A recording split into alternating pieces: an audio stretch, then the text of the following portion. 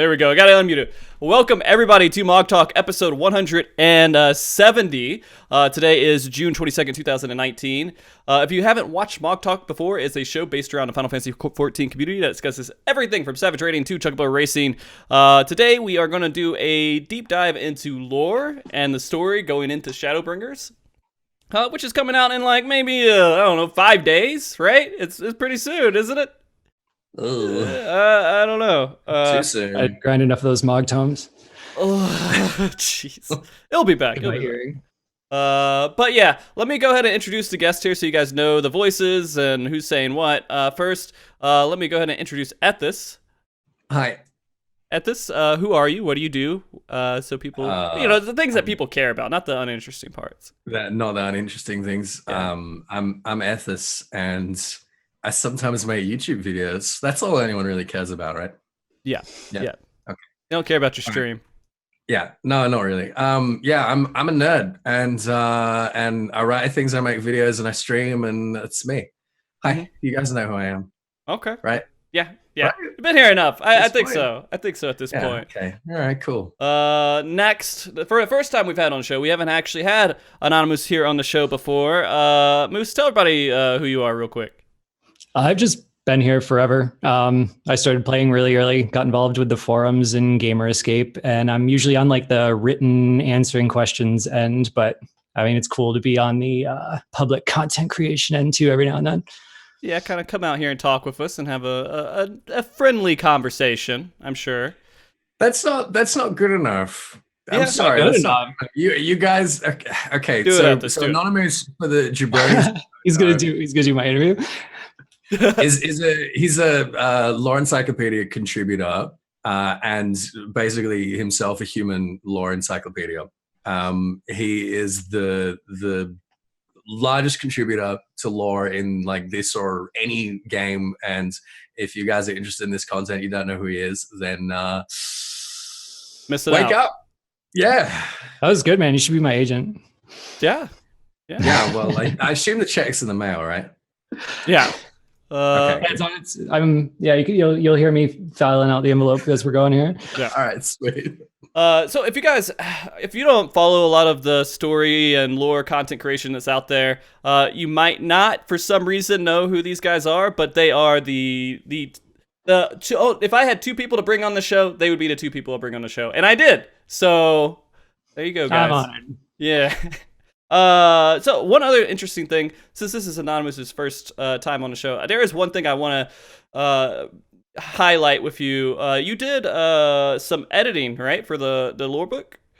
Yeah, lore book 2.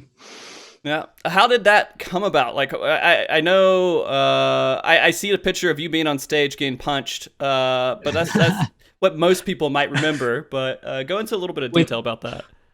With Koji and I, it's been kind of like a back and forth thing over the years. When I was working with Gamer Escape, I decided that like so much of 11 was lost that I didn't want 1.0 to be lost, because it's very poorly archived, very poorly understood. So I wanted to do this like big sweeping summary, and I was about halfway through it, and they just happened to mention it to the SE staff during an interview, and Koji was like, "Well, have them send it to me. I'll fact check it." So we got talking. We published that. It was like this cool thing. And I mean, you know, Koji, every time someone's talking lore, he bigs them up. So when still a very small lore community, him and I kind of went back and forth. We did interviews, we'd big each other up. And then he wanted me to look at lore book 1, but Square Enix was like, no.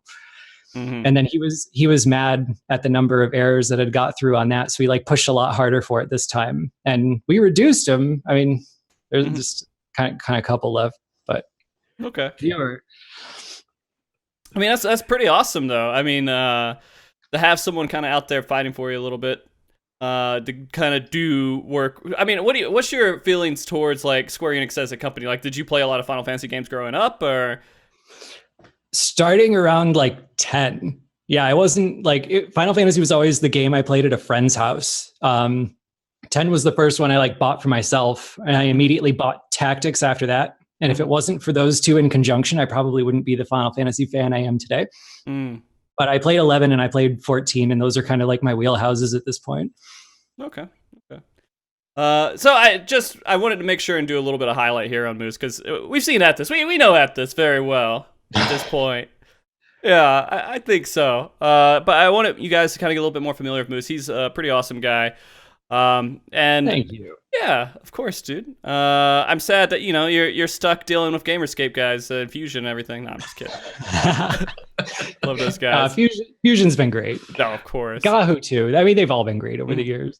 Okay, so guys, let's go ahead and get into it. Let's start talking about what you guys came here for. You wanted to talk a little bit about lore and everything else, and kind of how the story goes into Shadowbringers. That's going to be our main focus today. Although we may be going on 500 different tangents during the show. I don't know how it's going to work out, but the main focus, our goal, is to be talking about Shadowbringers and all the things that we need to care about going into this next expansion.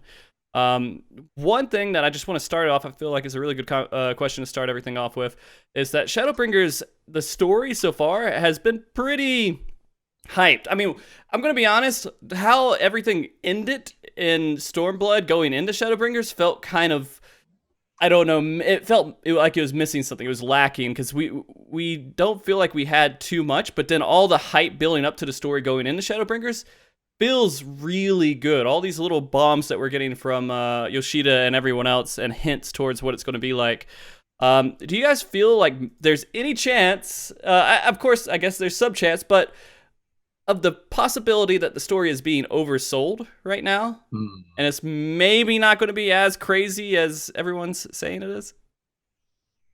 I think for a lot of people, a lot of like casual players that are maybe not so like heavily invested in the lore, they're gonna get a little bit of whiplash. I think it's gonna be like really disorienting, kind of showing up in Novrant and not seeing any Garleans around, and where's Xenos, what's going on. Like for those of us that have been paying attention, obviously we've known about Novrant not by name, but at least as far back as 3.3, right, when Arbit and company first kind of started explaining where they were from and what they were about. But for most people, what do you think, Moose? Like a little bit of whiplash, a little bit of like confusion and disorientation? I mean, I'm sure it's a cool I think it's story, going to be a little yes and no. Like, I think it's going to be pretty shocking, and I think it's going to hurt us and amaze us and all that other kind of stuff. But I feel like, I mean, on one hand, I think Ethys is right. Like, if you haven't been paying attention to the deep lore of the story, then whiplash, because he's challenging our assumptions and bringing back a lot of stuff that we haven't seen in a long time.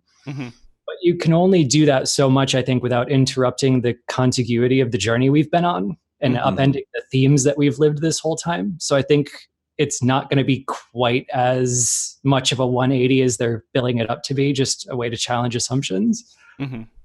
So maybe they're just trying to like say some stuff right now to just say, hey, you don't really know what could happen. We could do a lot of different things with the story, and you can still easily be surprised.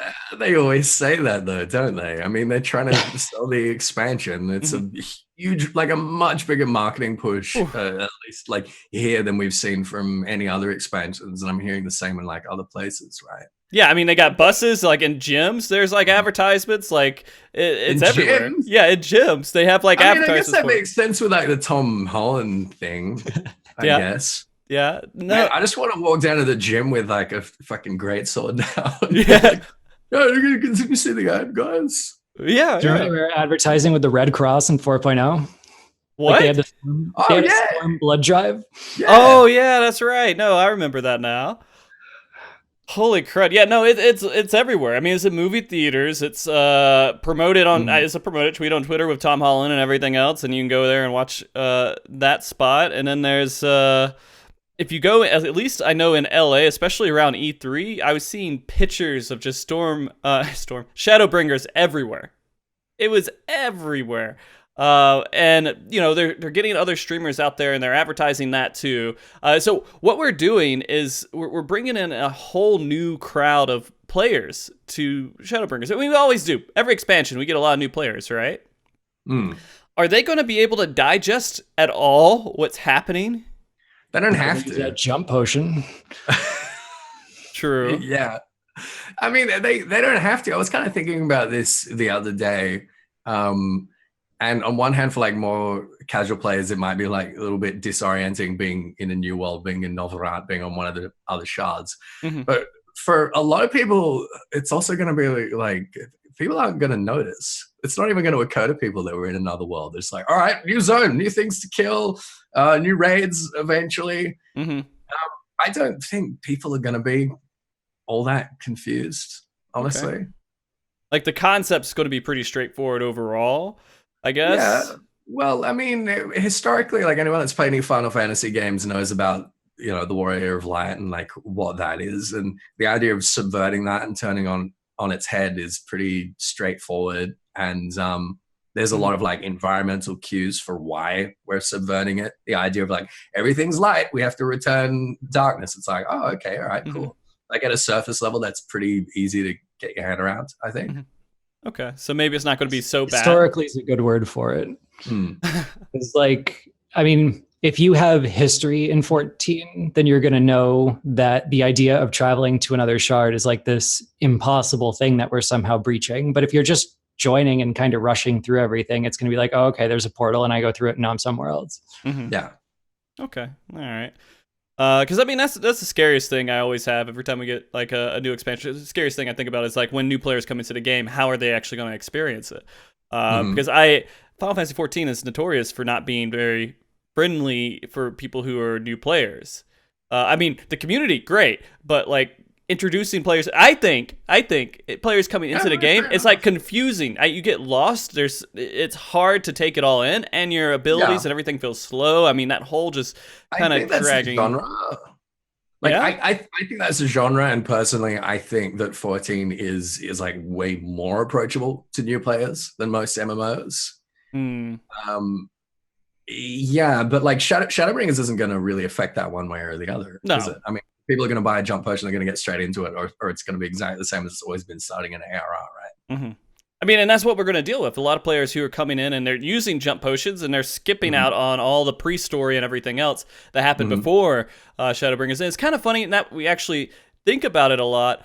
How much of the actual story from Stormblood matters going into Shadowbringers?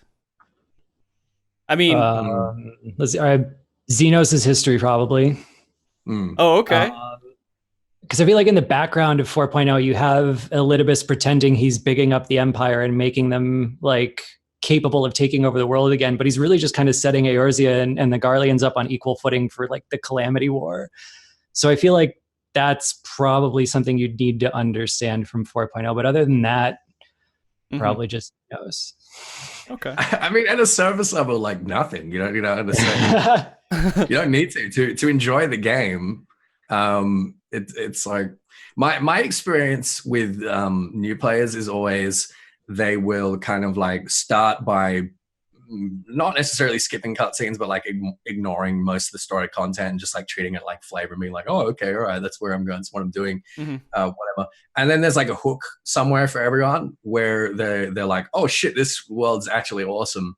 And then they kind of have to go back and either level a new character or go through, like articles and videos and stuff like that, and kind of try and like learn more from that point. Yeah. And I'm sure there's going to be plenty of stuff like that in Shadowbringers as well. I'm sure there's going to be like a couple of big set pieces where people are kind of hooked and are like, oh shit, what's going on here? And then they can go and investigate. It gives you guys something to do. Yeah. Fair enough. I think every game gives you a lot of like surface level stuff to be interested in, but you don't really get into 14 until you realize that if you scratch away at that surface layer and have questions about it, there are answers to be found. There's stuff hidden everywhere if you look for it. But until you realize that, it's all just the same flavor you'd find in any game. Okay. I think the environmental storytelling for Shadowbringers, like just having explored the zones and all that so far, I think it's going to be probably a lot stronger than it's been in previous expansions. Because like Moose just mentioned, obviously as soon as you start scratching the surface with 14, in every zone, the whole history of the game, like there's so much going on, but it's not quite as like obvious or quite as close to the surface as it seems to be in Shadowbringers.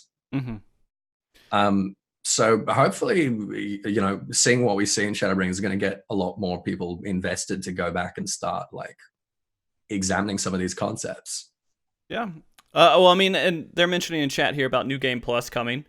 And it's a pretty interesting concept, but it's not going to be the easiest way to digest everything, right? And so if you go and you want to see it cutscene by cutscene and just kind of go through it, some stuff I feel like, I don't know, and then you have to actually go in and play it too, right?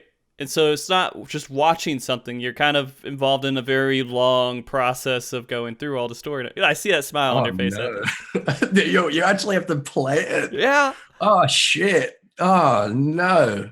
Do you know it's only MSQ, right? Yeah, it's MSQ and job quests, and the big like the major sort of side quest storylines that have okay, so you're gonna lose some of the like area context and probably have to have that filled in. But a lot of people, I mean, they just come to the forums and ask rather than try to replay it. Yeah. Okay. Yeah, and you know, honestly, so I'm gonna let you know my whole level, and people have shamed me multiple times. I remember maybe the last lore conversation or so we had at this, they were telling me how it was horrible. Why am I even allowed to have Ethys on my show? Because I don't have that privilege because I don't understand enough about lore and story. And it was that will stick with me for quite a while. Oh man, they're gonna be real mad about today's show then. Jeez. Yeah. You got who on yourself?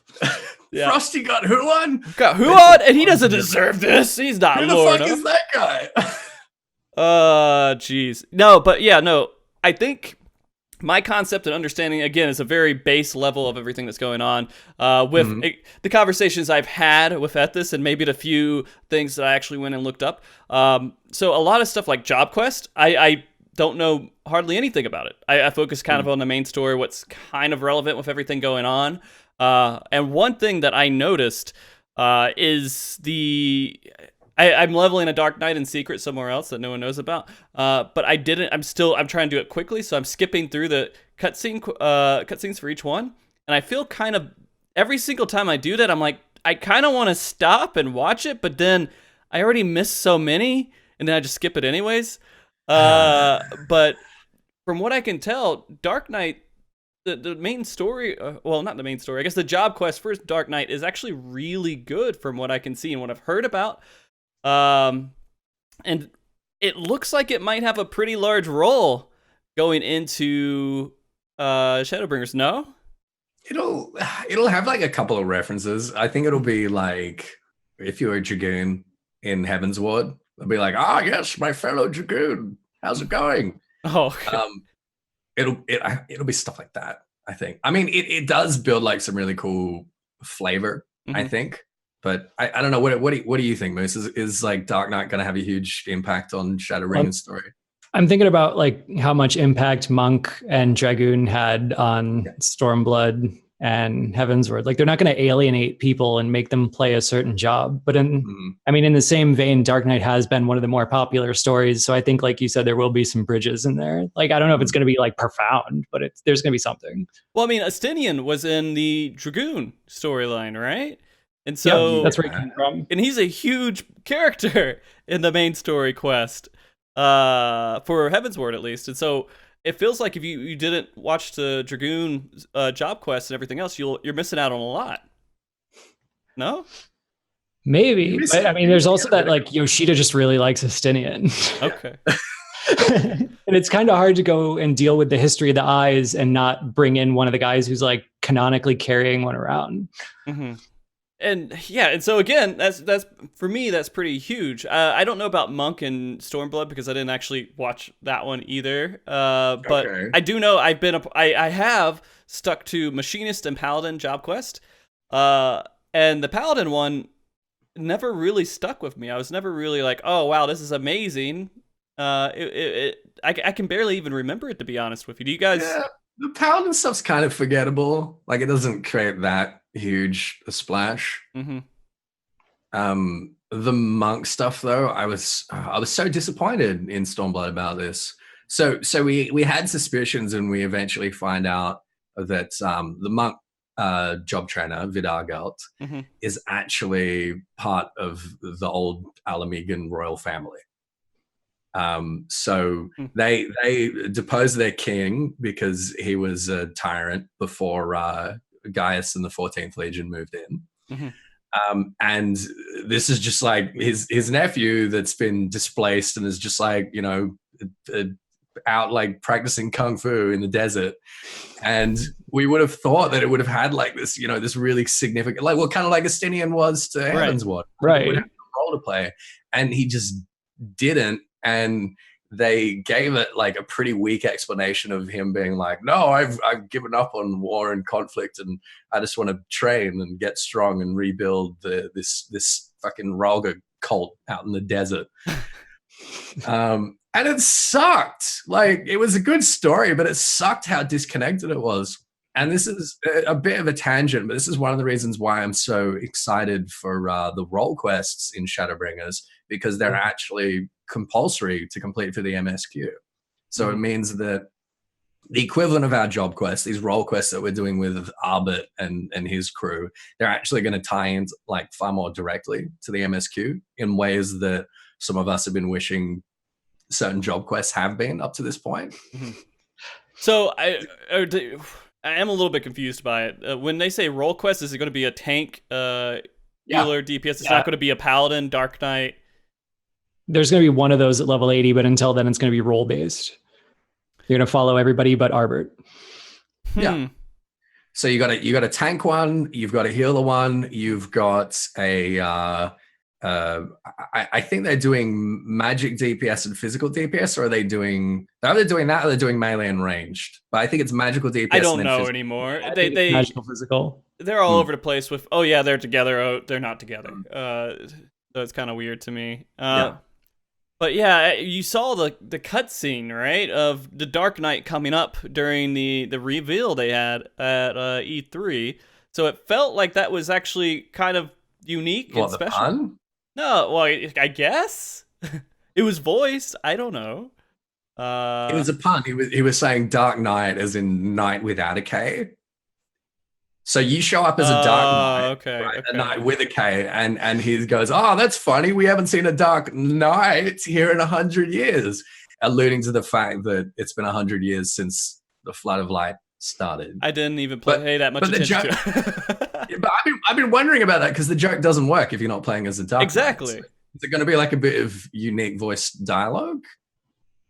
That'd be cool. I assume that they just kind of clipped it and made their own pun out of the trailer, and that we had said something coming in. Okay.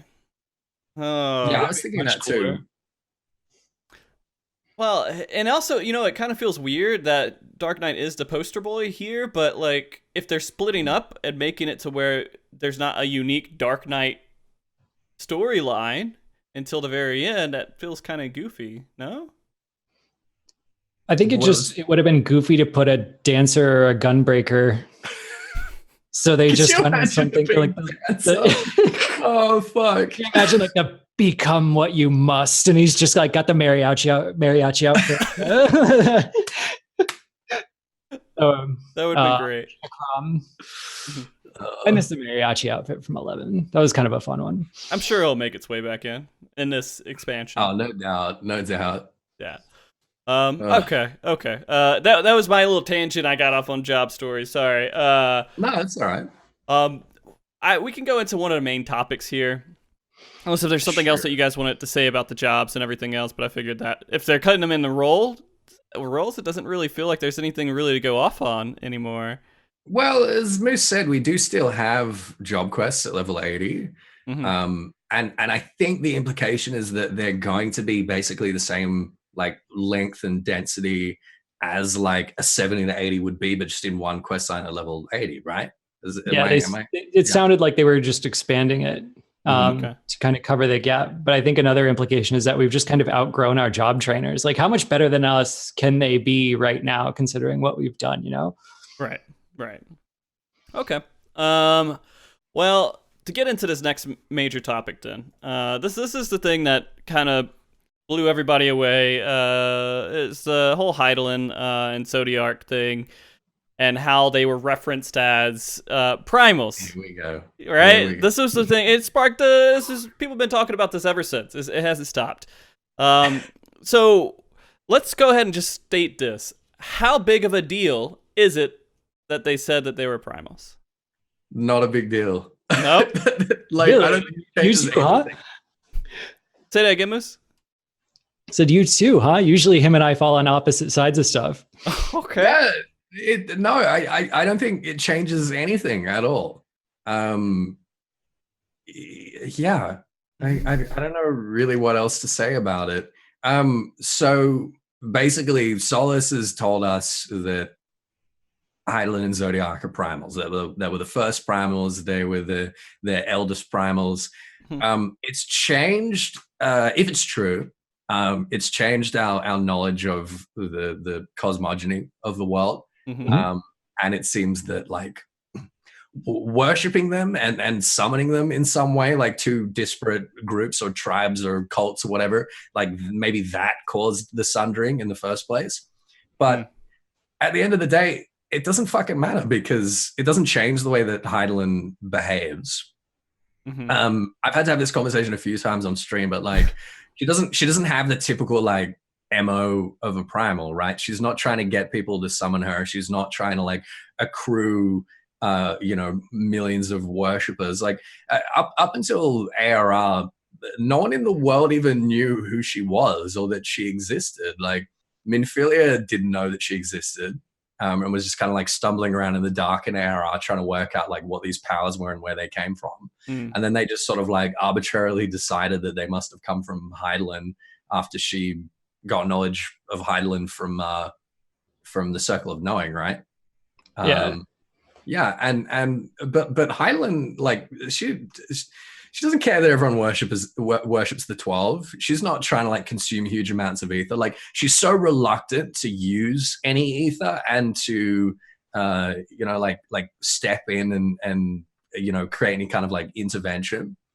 I think at the end of the day, it's like, yeah, all right, so what? Like it's a bit of a shock. It's a bit surprising. It's like, oh damn. There's like a big kind of initial impact. And I think we're probably going to go through this phase like as a character and probably the science as well of like doubting Hydaelyn and doubting her motives and kind of doubting everything that's true and everything that we fought for. But I think we're going to arrive at the conclusion that it's kind of arbitrary, right? But I don't know. Like, same boat. The phrase I've been using is facts on the ground, that I think it's going to change our understanding of the story in a profound way, but that it's not really going to change the facts on the ground at all. It's not going to change us from wanting to be actually warriors of light. I mean, because that's the thing. We're turning into warriors of darkness. Warriors of light was the whole thing, right? Of us, what we are throughout Final Fantasy overall. And this was supposed to be our like, oh, well, something's really wrong. Now what's kind of out there, a lot of players are thinking, oh, we're controlled now, right? We're tempered by Hydaelyn. And so now we're becoming warriors of darkness because we're breaking these chains that we're apparently in. It's not a contradiction, though. Like, I think it's more, we're not ceasing to be the warrior of light. It's not like we're casting that off and becoming the warrior of darkness instead. It's the fact that we're evolving in our role.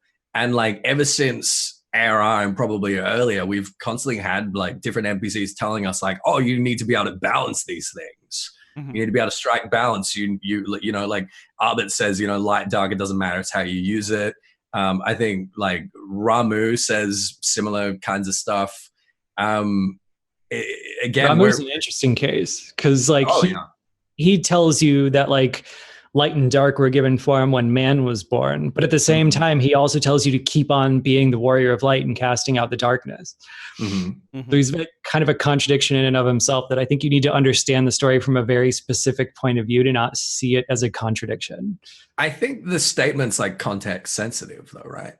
Yeah. It's precisely because we're struggling with darkness at that point that we have to be making a line. They're the ones rocking the boat right now. Yeah, if we talk to him now, he'd probably have something quite different to say. Yeah. I like how everybody's calling, like they're like, oh, Frosty, yeah, it's clear you know nothing.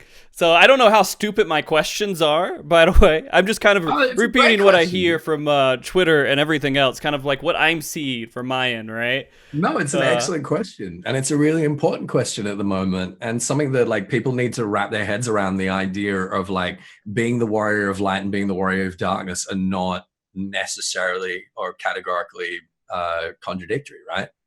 I mean, would you compare it at all to like, this might sound completely stupid, Jedis and everything else with the Jedis and the Sith? No? Yeah, I mean, I guess like the idea of keeping the Force in balance. I mean, if we want to dive into Star Wars lore for a second, there's the old joke about like, is the Chosen One is going to bring balance to the Force when there's 40,000 Jedi and no known surviving Sith. And then they all get so fucking surprised when he kills all the Jedi. And it's like, well, you know, it was right there. You'd be surprised how often Star Wars comes up when people try to talk about like the light and darkness in this game. Because it's not necessarily that they're like good or evil, but it can definitely appear that way when a mortal tries to harness those kinds of powers. Yeah. Well, I mean, it's also because so many of these canons have the same sort of like origins in like in Zoroastrianism or in like, you know, old school metaphysics. So I think it's useful. It can be helpful to make comparisons like across different franchises for people. Mm-hmm. I mean, it's relatable to me. At least it seems like there's some sort of correlation there. From my understanding, and again, ignorant Frosty here, the idea is that Hydaelyn wants to keep things checked and in balance from our understanding. Is that right? Yeah, I mean, as far as we know, Hydaelyn, again, in her modus operandi, at least, like she went and tried to stop the flood of light. There's a lot of people that are like, oh my God, Hydaelyn caused the flood of light. She wants to consume everything with light, and Zodiac wants to consume everything with darkness, and we have to stand in the middle. But that's bullshit, because the Ascians are not happy about the void being consumed with darkness. Like Elidibus was like, well, you fucked up, Igaom, and now you're going to be La Habrea's bitch boy for the next, you know, however long it was. Mm-hmm. And then we've got Hydaelyn being like, oh shit, flood of light. That's no bueno. All right, let me go and try and sort that out. Yeah. So they both want balance. They just want balance to different ends. Right? It's all about who's going to be calling the shots in the end. Because if we look at a world like the 1st or the 13th, they've never been in balance. It's what causes a flood is when there's a sudden and violent shift in the power. They'll eventually come to an equilibrium, even if they aren't balanced. Like if it's an 80-20 equilibrium, it's still not a rocking boat until the Ascians show up.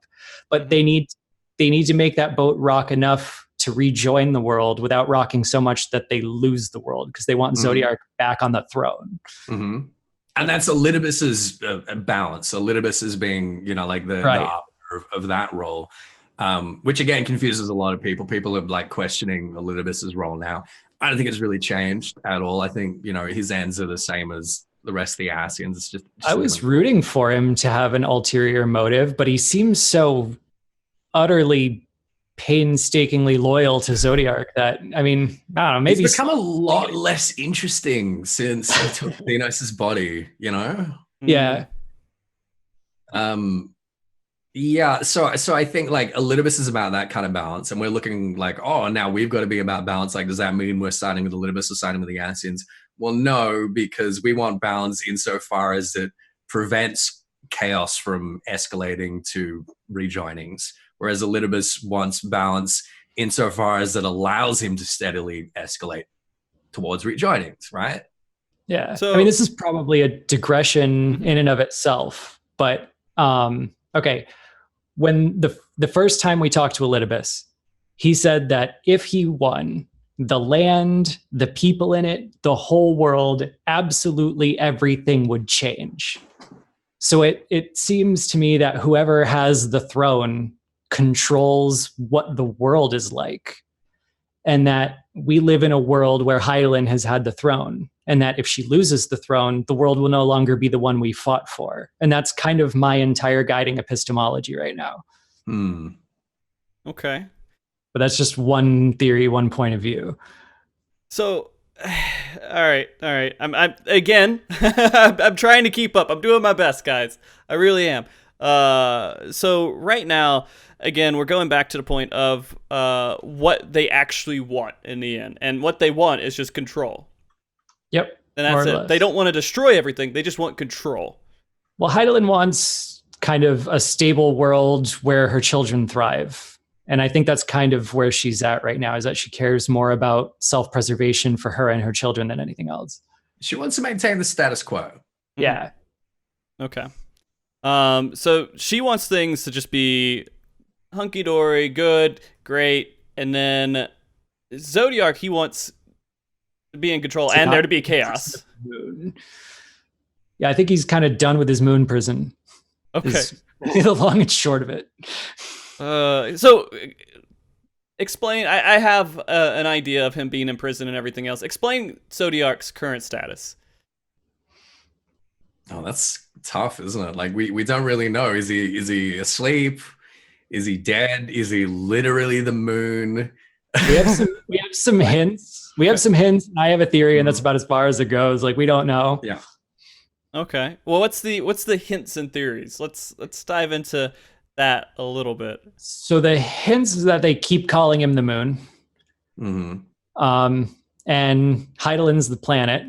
So you figure, okay, maybe there's a correlation there. Like maybe if you dig into the planet, you end up in the sea, and that's where Hydaelyn is. Maybe if you dig into the moon, you end up in the rift, and that's where Zodiark is. But there is no evidence or proof of that. We just have the supporting evidence of the fact that the chrysalis is inside of an interdimensional rift, and there's a statue of him in there, and everything is made of dark crystal, and there's like a door symbolizing that it's somewhere else, and that's all we have. Okay. And Hydaelyn. Do we know Hydaelyn's status a little bit better, though? I think so. No? Yeah. I mean, she's just in the sea and weak. Okay, in the sea and weak. Now, when we say all this stuff, and we're talking about, is there 12 of Zodiarks and Hydaelyns out there? Because there's 12 planets and 12 moons, I would assume, right? If we're going into the dimensions and we're going to each shard. Am I wrong with that, or? I'm curious about the moons, to be honest. Yeah, I'm really curious about the moons as well, because like if all of the worlds are a reflection of Hydaelyn, then obviously they're all just her. Like, do they all have moons as well? Or is it just the one that's closest to the source? I have no idea. Like, we don't know. No. Okay. All right. Well, I mean, we're gonna know in a week. We're gonna get to the first, and we're just gonna look up, and we're gonna be like, "Is that the same moon? Like, or did they make a whole new skybox?" Mm-hmm. Oh, so you guys are basically just gonna turn the cameras up and look at the sky, and maybe get some information from that? Yeah. Yeah. But I mean, right now it's all just sky. The stars There's no stars yet, right? I mean, we won't see stars for quite a while, probably. Yeah, well, I mean, we'll be seeing them as soon as we get through the MSQ.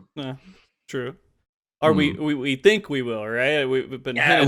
It's gonna happen. Yeah, we've seen cutscenes of us like, cleaving the light in the sky. The big problem for me is that like Yoshida's so like gung-ho about introducing the stuff that comes after that you kind of just have to take for granted we're going to win. He's like, oh yeah, so like as you win, you're going to bring night back to every area, and then afterwards you're going to restore life with Eden. And I'm just kind of like, oh, wait, thanks, I guess we win. Slow down. Yeah. Well, I mean, like in the end, it's funny when we talk about what we do to win, correct? And so we win in our personal little story, but in the end, we lost a long time ago, right? And with the whole, not us personally, but like overall, the whole sundering and like everything going into shards and everything else. That was a pretty bad event, wasn't it? I mean, it depends who you ask. Bad for us? No, it's great for us and everyone else that's alive right now. It's awesome.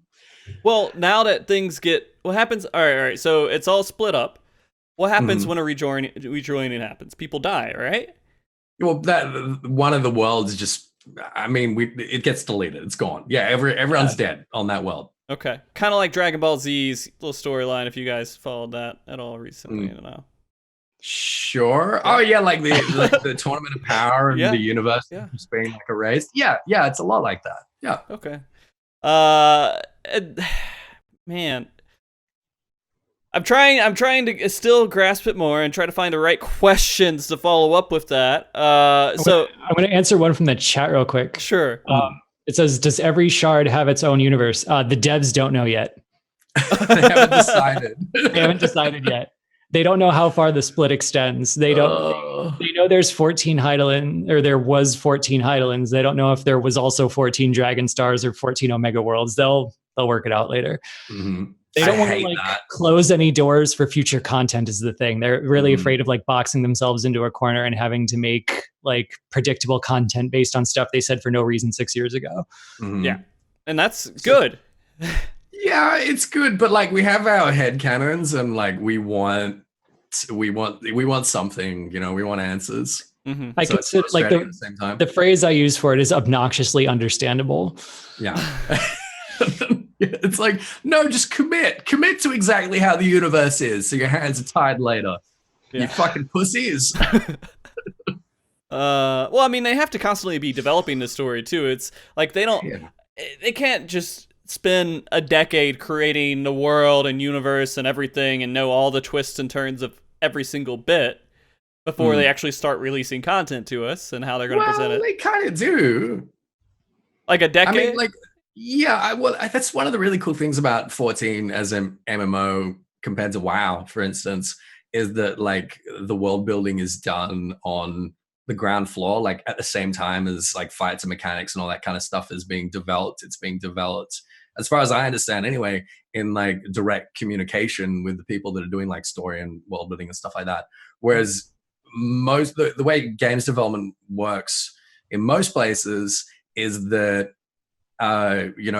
programmers and designers, they have an idea and they make it and then they just throw it to some writers and they're like, hey, make this coherent, make this make sense, and then give it back to us. So I mean, Moose has got a better insight into this than I do, but I'm under the impression that most of the stuff about the universe that we know right now, they've had a pretty good idea about for the last 10 years, internally. I mean, some of it, a lot of stuff changed when Yoshida came on board, and they put in a lot of effort to ironing it out and making it look like it was intended all along. Mm-hmm. But there's just I think it's a crossroads of that. There's a lot of open collaboration, and that collaboration is encouraged by Yoshida, that he wants to make sure that they're talking to each other, that they know what they're doing, that they can keep it straight. And then on the other side of it's just the sheer dedication of people like Oda-san and Koji, they want it to be coherent. And if they didn't have that desire, then I think we might have a different game. Okay. Krista Genesis in chat makes a really good point. Rihanna Pratchett, I actually saw a panel with her and she's fucking awesome. She describes herself a narrative paramedic, and she says that for so many games, they'll have made the game, it'll all be done, and then they'll call in writers at the last minute and be like, hey, make this make sense, make this coherent as a narrative in a world. That's how most games dev works. And 14's not like that. And that's one of the reasons why it's so good. Okay. All right. So, sorry. Again, going off the rails a little bit here from the whole Hydaelyn part. And so how much right now it feels like they gave us a few curveballs. How much has things changed in your perception of what Hydaelyn and Zodiac really are within the last couple of weeks? Is it nothing really? I mean, you said it was not much of a big deal. Is that because nothing's really changed for you? I mean, people are pulling their hair out and people think that this changes everything. And people are oh my God, Hydaelyn's been lying to us the whole time, and we're obviously tempered and, acting against our will. And there's a huge resurgence of the whole maybe the Warrior of Light's a primal. What? I hate that. Oh, there's this theory it's gone back to A Realm Reborn that the Warrior of Light is a primal. Okay. A primal that never set off any of the primal wave detectors at the Waking Sands. A primal that never had their waveform signature noticed by Urianger or Y'shtola. I always say that. Like, I say, okay, every time we're hanging out with science, see those things around their necks? If we were a primal, they would be like setting off literal alarms. Like, there's no way. But there's a huge resurgence now. It's like, well, if Heidel's a primal, then I guess everyone's a primal. And you know what? If everyone's a primal, no one's a fucking primal. All right. I mean, Yoshida's said some shit before that's like, there's definitely something weird about the Warrior of Light, but we don't know what it is. Like, there's something about their quote unquote true nature that we just don't understand yet. There's something a little more than human, but we don't know why or where it comes from. Okay. So let's go back to, that kind of gave me a little bit of thought with science and everything else, and human and Minfilia. Because she, if I remember right, she became the Oracle of Light. Is that what she became at some point when she was going through the whole Heavensward story? Like the equivalent of Elidibus now. Okay. Pretty much. And she just kind of, I thought we accepted that she was like dead, or not dead, but just not in the world anymore. She gave right? up her body. Yeah, she traveled to the first, and in order to travel between shards, as far as we've understood it, basically right up until now, you have to give up your physical body. So you basically have to die and just become like a force ghost. Okay. to use like the Star Wars reference. Good. Yeah. So she did that, and she went to the first shard, which is somewhere that, again, until now, we didn't think that we would ever really be able to follow her to try and prevent this flood of light. Okay. They always explained it kind of loosely and visually and quickly, and I think it just changed so much so fast, but at the same time, you very rarely saw it happening. So like at 2.5, she basically teleports directly into the sea and gets absorbed by Hydaelyn. Body and soul into the life stream, she becomes one with the sea. And through that, she's able to speak with Hydaelyn's voice, but Hydaelyn becomes too weak and she like shatters into a million pieces. So then she's just in Hydaelyn in the sea. And then Urianger sacks all those crystals of light and tells Hydaelyn to fashion her a new body and let her go. And then she's kind of reborn in that emissary form. Okay. And so what we know about her so far is that what we've seen and what the character references, it looks like Minfilia. Not really. I mean, it's a blonde female cure.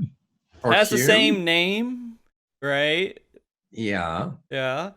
Okay. So how do you think they're trying to put this into the story? How is this all going to fit in the story in some way? Do you guys have theories or ideas?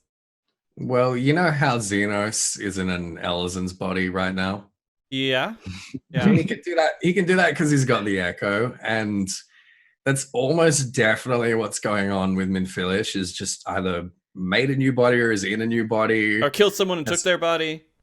Well, I mean, that's what an Ascian would do.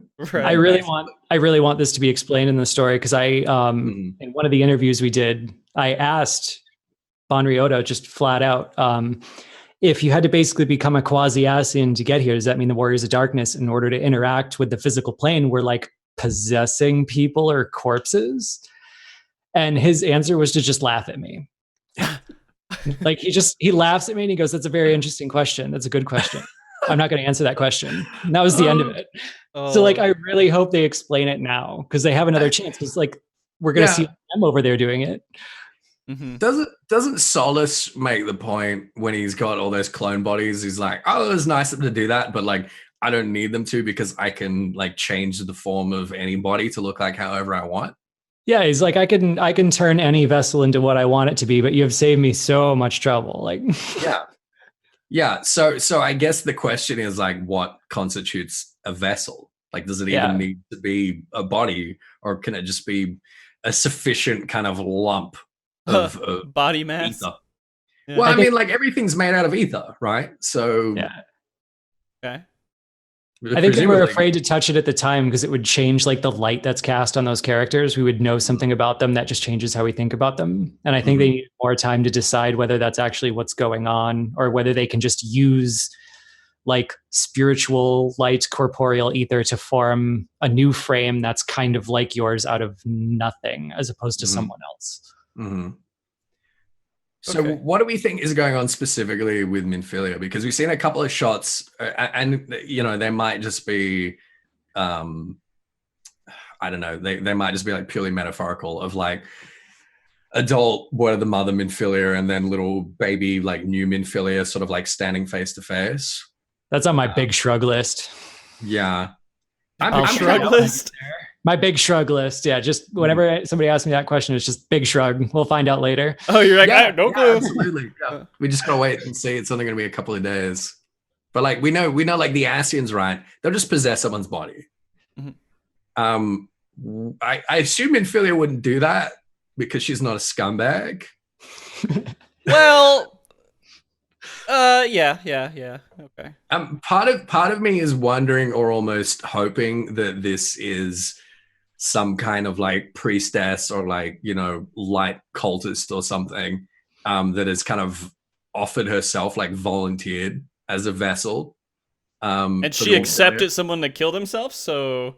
No, not she wouldn't have had to have killed herself. I mean, like, Lahabret was walking around in Thancred's body for quite a while. And it didn't kill Thancred. He was just kind of like, you know, watching. So maybe they're just like sharing this vessel. I don't know. Well, the personality that we've seen from like the media tour and everything else of Minfilia is a lost child. It's not like...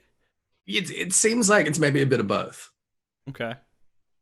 I think Occam's razor would just say that she's kind of Midgard-Zormering it over there, that she's just kind of fashioning herself a new body, and that just happens to be the mini-philia. Then why is her mind not like we would expect Minfilia's mind to be like, at least with things that she says? Well, I'm stuck in the heads of the writers instead of the heads of like the lore.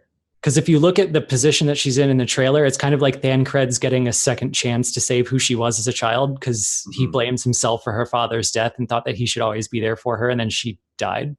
And now I'm so stuck in that I think about what might be going on in world, in lore, in the story. I'm just kind of like, big shrug. Okay.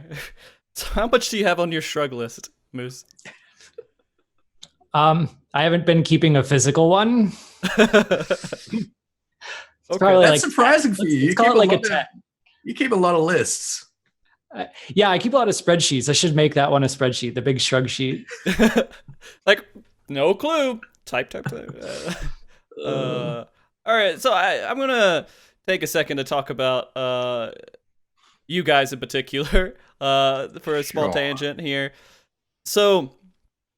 as soon as like that E3 trailer was released, it was nothing but lore for like 2 weeks on like shows and everything else and everything. How has life been for you guys in the last couple of weeks? Answering lots of questions. Okay. I was actually in the middle of an exam when that trailer went live. And all of a sudden, every Discord channel was like that red notification. And I grabbed my phone and I'm like, what's going on? It's like, you have 218 mentions on Twitter. I'm like, oh, something has happened. Oh, no. But ever since then, it's just that.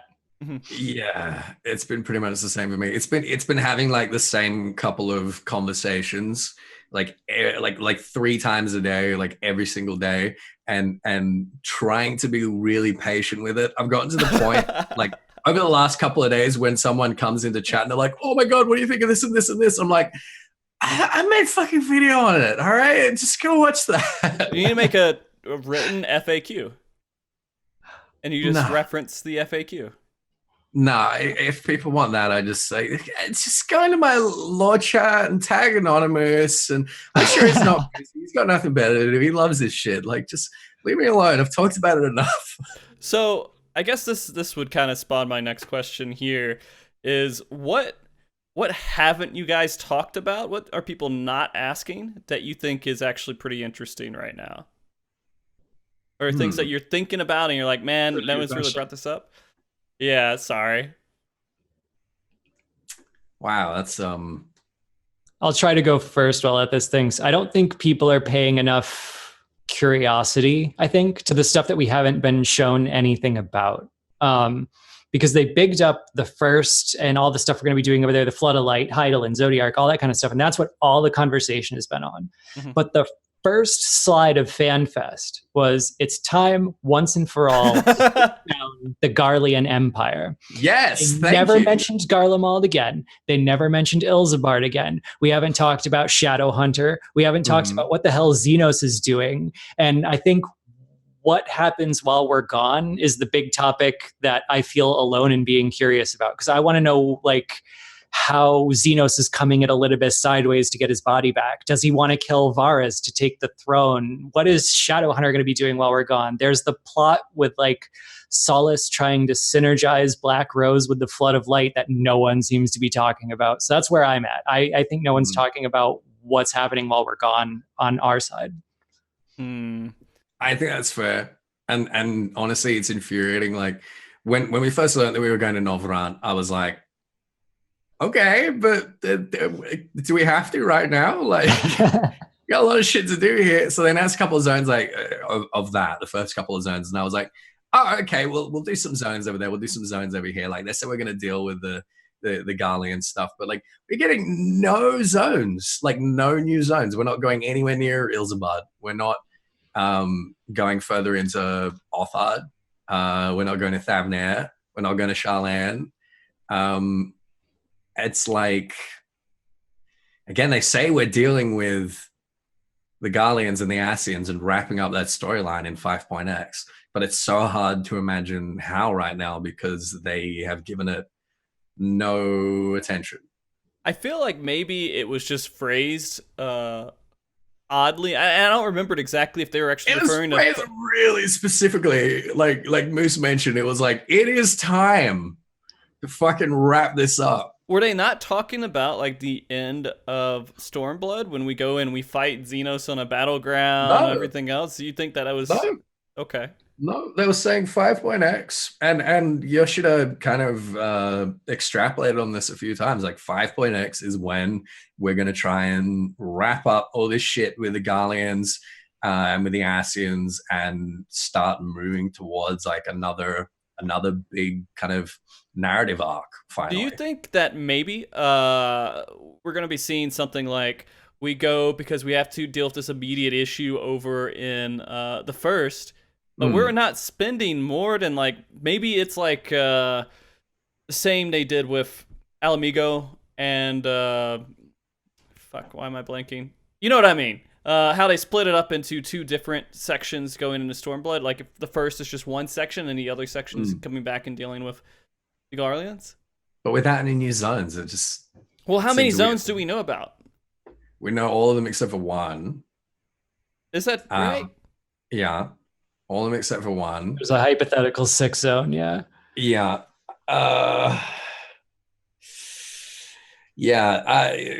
There's a point in chat there. Like, we've got this idea of time compression that's been introduced that, like, the last sort of about 2 years on the Source, on our worlds. During that time, 100 years have passed on Novrant. Either that or something about traveling there kind of compresses time for us.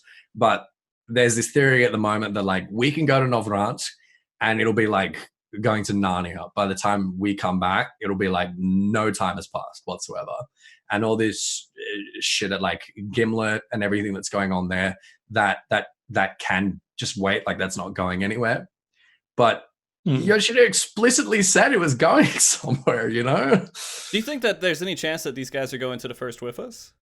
Garlean, like some of the main characters, any... Solus, definitely.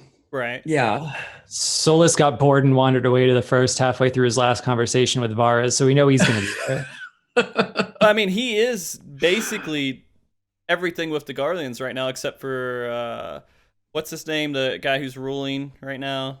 There's Varys. Yeah, Varys, yeah. There's Xenos, and there's Gaius. Well, Xenos, he's like in another body trying to get maybe he's trying to get his body back. I don't Oh, know. he's totally trying to get his body back, but like from there, we don't know what his plans are. Like he's still a huge threat and a massive wild card. Is he gonna follow us to Novrad? I mean, he could. He's got the echo. Like maybe. he can find a way. So, cutscenes, they happen, and every once in a while we have like maybe 5 minutes of just random. In meantime, so and so. Meanwhile, back at the Legion of Doom. Yeah, I really hope not, because that would suck. It could be Xenos going and just fucking up the Empire in some way to get his body back, right? I mean, I assume he wants his status back too, because he wants power to wield in his ultimate battle to, feel something. So does he really care about that though? Like he's never really indicated that he gives a shit about, like a lot of people are kind of suggesting at the moment, oh, maybe he wants the throne. Maybe he wants to like take his position back or whatever, but he never really seemed to give a shit about the Empire or about. No, I mean, not in the sense that he wants to rule or to feel powerful as much as he wants resources to throw behind the escalation of that like one final battle. That like to finally feel like it's him backed into a corner and he has to fight with everything he has to feel alive. Like if the Empire can give him the resources to escalate that high, then I think he'd want it. And if not, he wouldn't. Like that's why he went.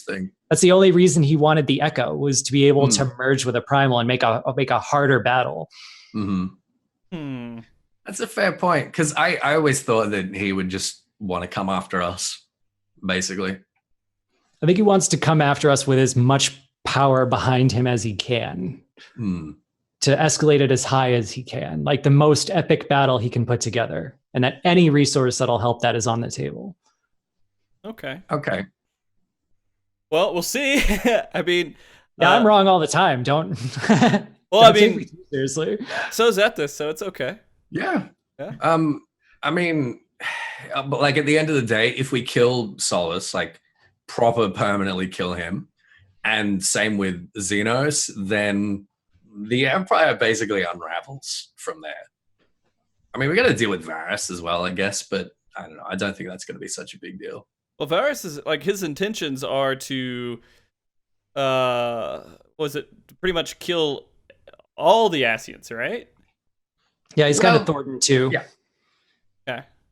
His intentions are to allow the rejoinings to happen so that like all people become hers.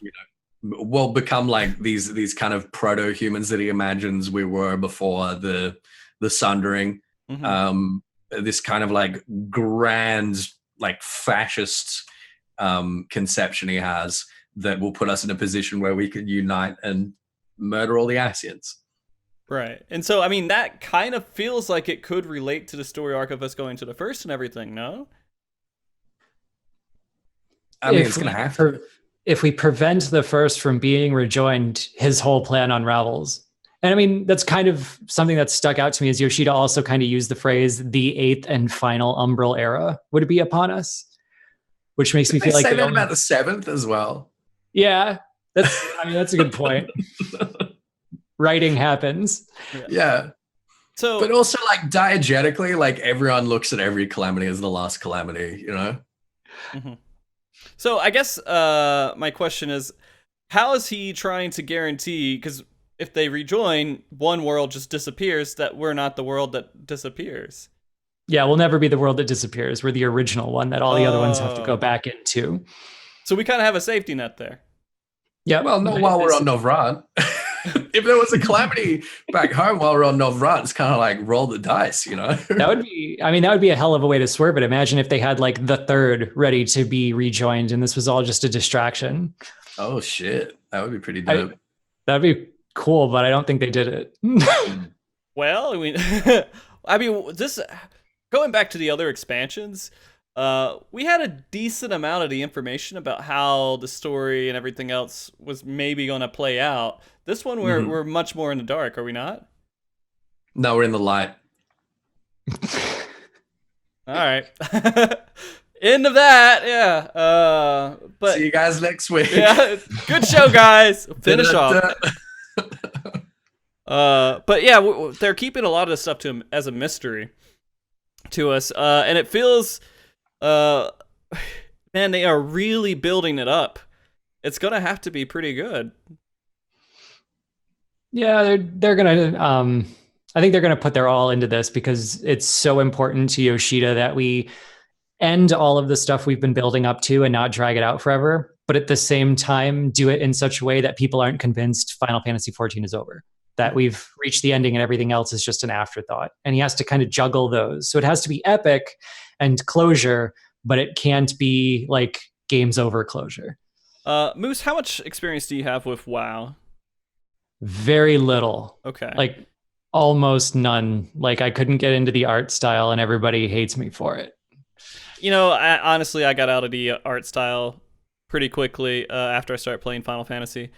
But that being said, the main reason I bring that up is because I played a lot of Blizzard's games and Warcraft and everything else growing up, and so I was pretty attached to the story. And Warcraft 3 came out, and like the big thing was Arthas at the end of it, which you might have some reference to what I'm talking about. But when you get into Wrath of the Lich King expansion, you beat him, and it's kind of finalized everything else. Then everything else just seems extra, right? And so I assume that's kind of what we're trying to avoid here in Final Fantasy XIV. That happens in WoW all the time, though. They just like turn the page, and I don't know. I mean, that is now, right? No, I don't think we're going to have that problem because like the writers with 14 have been so good about like planting seeds like years ahead. Like, even if they don't know what they're going to grow into, it's just this obsession with like planning stuff in the game, in the story, in the zones that may or may not lead somewhere at some point, that every time they're trying to think of a new story, a new narrative, there's so much shit that they can like go back and pick up on and make it look like it was kind of planned all along and that everything's connected. And I think we're still going to have that sense after this narrative wraps up, because we're going to go to another place that we've got plenty of lore and information about and plenty of stories to connect with. Mm-hmm. So, I mean, it's obviously going to be difficult, like Moose is saying, to kind of like wrap up what they're trying to wrap up now and not make it feel like, all right, well, that's it. And whatever is happening next is like, you know, new and separate. But I'm not too worried. No, me either. Nail it. Okay. All right. I mean, that's a big important part for a lot of people who are following the story a lot. And there's a lot of people who follow the story a lot better than I do out there. At least more people than the people, I guess, that are involved in my personal interest, right? With Final Fantasy XIV. But we won't get into that right now, Ethys. All right, so we talked a little bit about Garleans. I mean, that's really the two big things right now on everybody's plate. Garleans and Hydaelyn and Zodiac. Those are the two main stories that we're following. And when you guys were talking, we're kind of curious about what's happening there, because there's no real signs that we're going to be fighting them or dealing with them as a conflict. But going and dealing with these huge issues with wiping out the world because of light and wiping out the world because of darkness and everything else. Is there anything past that? Is that like the biggest, our main concern? Like what's even at a higher level than that? Like if we do that, we fix it where there's going to be no flood of light, how are we interested in the next expansion, and how major and important is the next expansion's story? I've got. I mean, are we assuming that like Zodiac and the Ascians are off the table? Like they're just done. We're over it. Right. Okay. I probably see 3 ways we could go, depending on the kind of bravery of the dev team. Okay. In 1.0, the story was going to go in a different direction. There was a presence at Silver Tear Lake, and we never figured out what that was or why it was there. They could drag that out of the cabinet. That's one of the jokes I make, is that we should just like all raid them and tell them we want the presence of Silver Tear Lake. Okay. There's also the fact that, as Ethys was saying, they plant seeds everywhere and we don't know what they're going to grow into. And one of those weird seeds is in Azizla, where they have built an interstellar communication device. And we don't know why they had that. Were they just trying to like phone home for Omega and it didn't work out and that's the end of it, we're never going to hear about it again, or as soon as the dimensions are stable and we don't have to worry about the condition of the source, is the whole sky just going to fill with Ragnaroks and the Allagons are like, yeah, we're back. Like, yeah, we won't really know where we're going with any of it. But above Hydaelyn and Zodiark, there's still always the concept of Final Fantasy usually ends when we challenge Oblivion, like something from beyond light and dark. So I guess we could go there, but those are the only three ideas we got right now. With Final Fantasy, just comes back to Allagans, for fuck's sake. Yeah, more Allagans. Could you imagine just someone over there like, yeah, we haven't talked about the Allagans in a while. I bet you guys are excited to hear about them again, and everyone's like, no. I mean, you make a good point though that like, okay, so Omega's origins, for instance, is that there was this big like interstellar force empire, whatever you want to call it, that was just going around like just destroying planets, just going around fucking up planets. They went to the Dragon Star, they kind of killed everything and burned everything to the ground, and Midgard Zormr was like, all right, peace out. And they tried to follow him, and you know, it didn't go all that well. But like, they could still be out there somewhere. They could show up one day. Our world's never been under serious risk of like complete destruction. Like, the Ascians want to destroy the other worlds and rejoin them, but no one on either side of the table has had any interest in destroying the source, the world that we live on. So those kinds of like proper existential threats could always come through. That could be an escalation. Yeah, it's tough. Okay. It's going to be fucking Allagans. And Zoelia brings up a good point in the chat. It's just like, we can go anywhere in the world while we do that too. So we could be exploring the whole new world, and that's the meat of the expansion. And then this great existential threat is just, you know, the big thing we're working up to that whole time. Okay. So, I mean, there's still lots of room for to be amazed, to be like, holy crap, this is important, and I need to save the world. Yeah. Okay. Zoela, I mispronounced that, Zoela. Sorry, I'm bad at reading. It's okay, I'm way worse than you are. Ironic. Okay, all right. So other questions I got here. There's just some various things that I was thinking about as going through like Twitter posts and everything for the show this week. One of them was, do you think that we're going to be seeing a lot of recurring characters that are gone now, that we can't see anymore? No, we're not going to see Hautrafant or... No, next question. Like, they've said 100 times, the split was so long ago that the butterfly effect has rendered everything different. There are different family lines, different family names, different countries. No line of the same people is having the same kids. And they show one trailer with like Bizarro Brent, like the merchant, and now everyone's like, what if we see Orshafant? What if we see Louisoix? What if we see it? It's like, I don't think it's going to be that specific. I think someone on the team just kind of has an affinity for literary symmetry, and we're going to see people that look a little familiar, and that's about it. There's a couple that people have really been jumping on since then, and one's like, oh, that's not Y'shtola, that's Matoya. Just Novrant's Matoya, and she looks like Y'shtola. Fuck, I hate that. Okay. And the other one, the innkeeper in the Crystarium, looks like the innkeeper from the 1.0 intro. Oh, so obviously we were on the whole time in 1.0, right? Yeah, that's right. Yeah.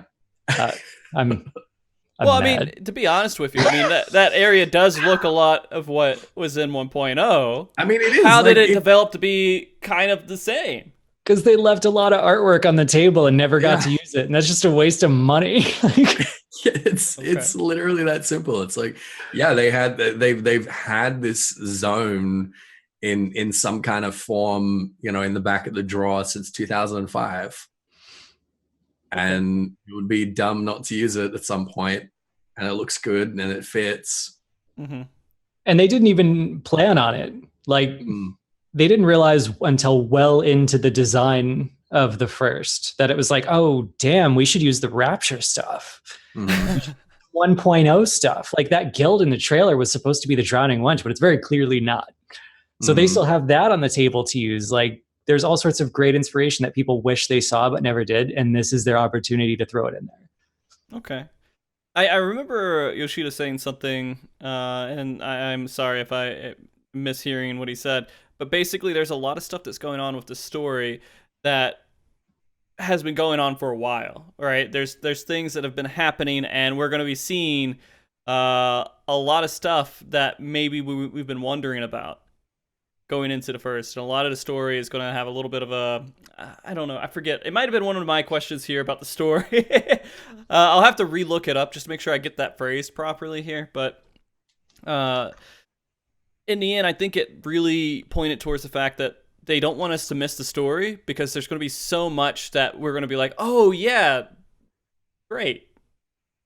There's just an obsession with lingering plot threads right now, is that they're just all over the place, and they really want to connect as many as possible and just finally tie them off. Okay. You know what I love? I love when I start talking, and like, I can't see your face, Anonymous, but I can see Ethys' face. I can see it start to scrunch up. It's about the fuck are you talking about, dude? Yeah, he's just like, what? Huh?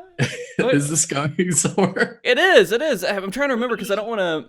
Let me see. I have it right here.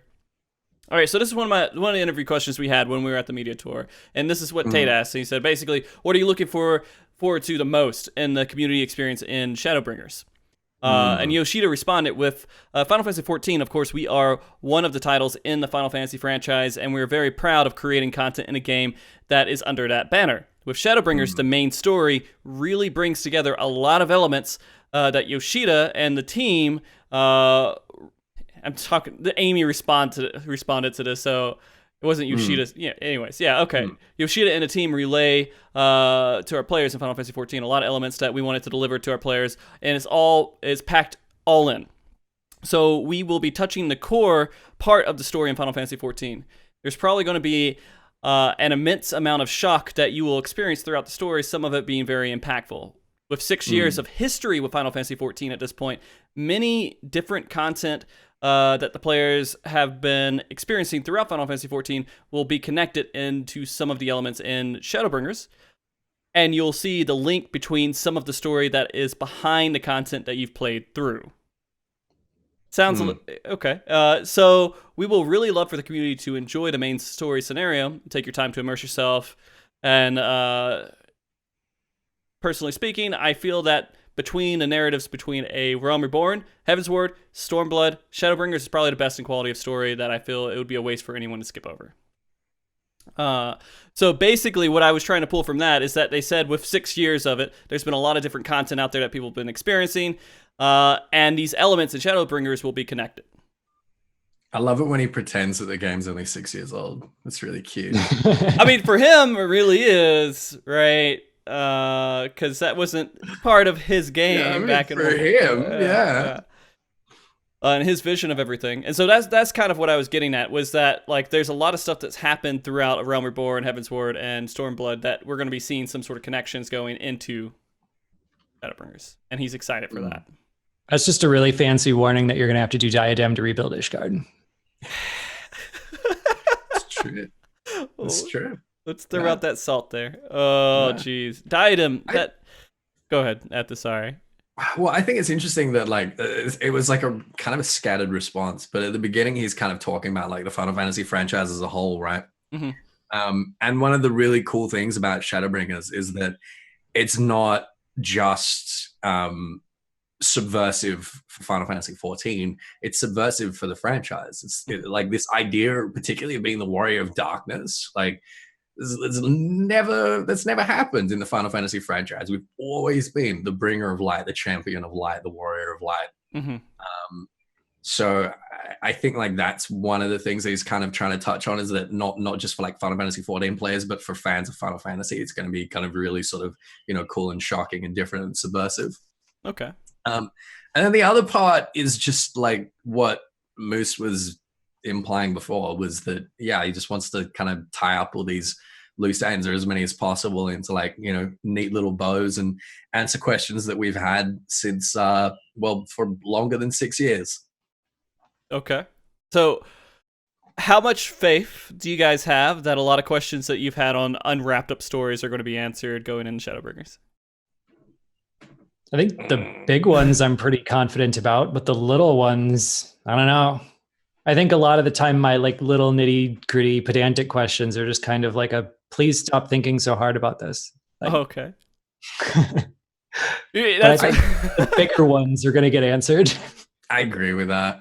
Like all of my kind of favorite sort of speculations and favorite questions are like, well, we don't fucking know. Like, does it matter? Does it really matter? Tell me one, Ethys. Tell me one.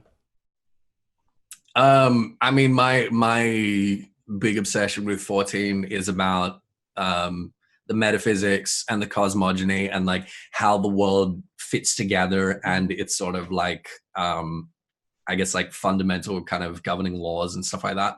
Mm-hmm. And it's always so hard to like put your finger on. Mm-hmm. And it's kind of important that you can't quite put your finger on it because it needs to be fluid, right? Mm-hmm. For the sake of storytelling in the future. Okay. So that's I think a good way to sum it up from my point of view would be that like in the lead up to 6.0, when we're in that like 5.56 to 6.0 thing, we're going to know what Hydaelyn and Zodiark are, how they came into being, what the Ascians want, what the world would look like if they won. But I'm still going to be like bitterly arguing with people over whether the AoE indicators are the echo. That's kind of where I'm at right now.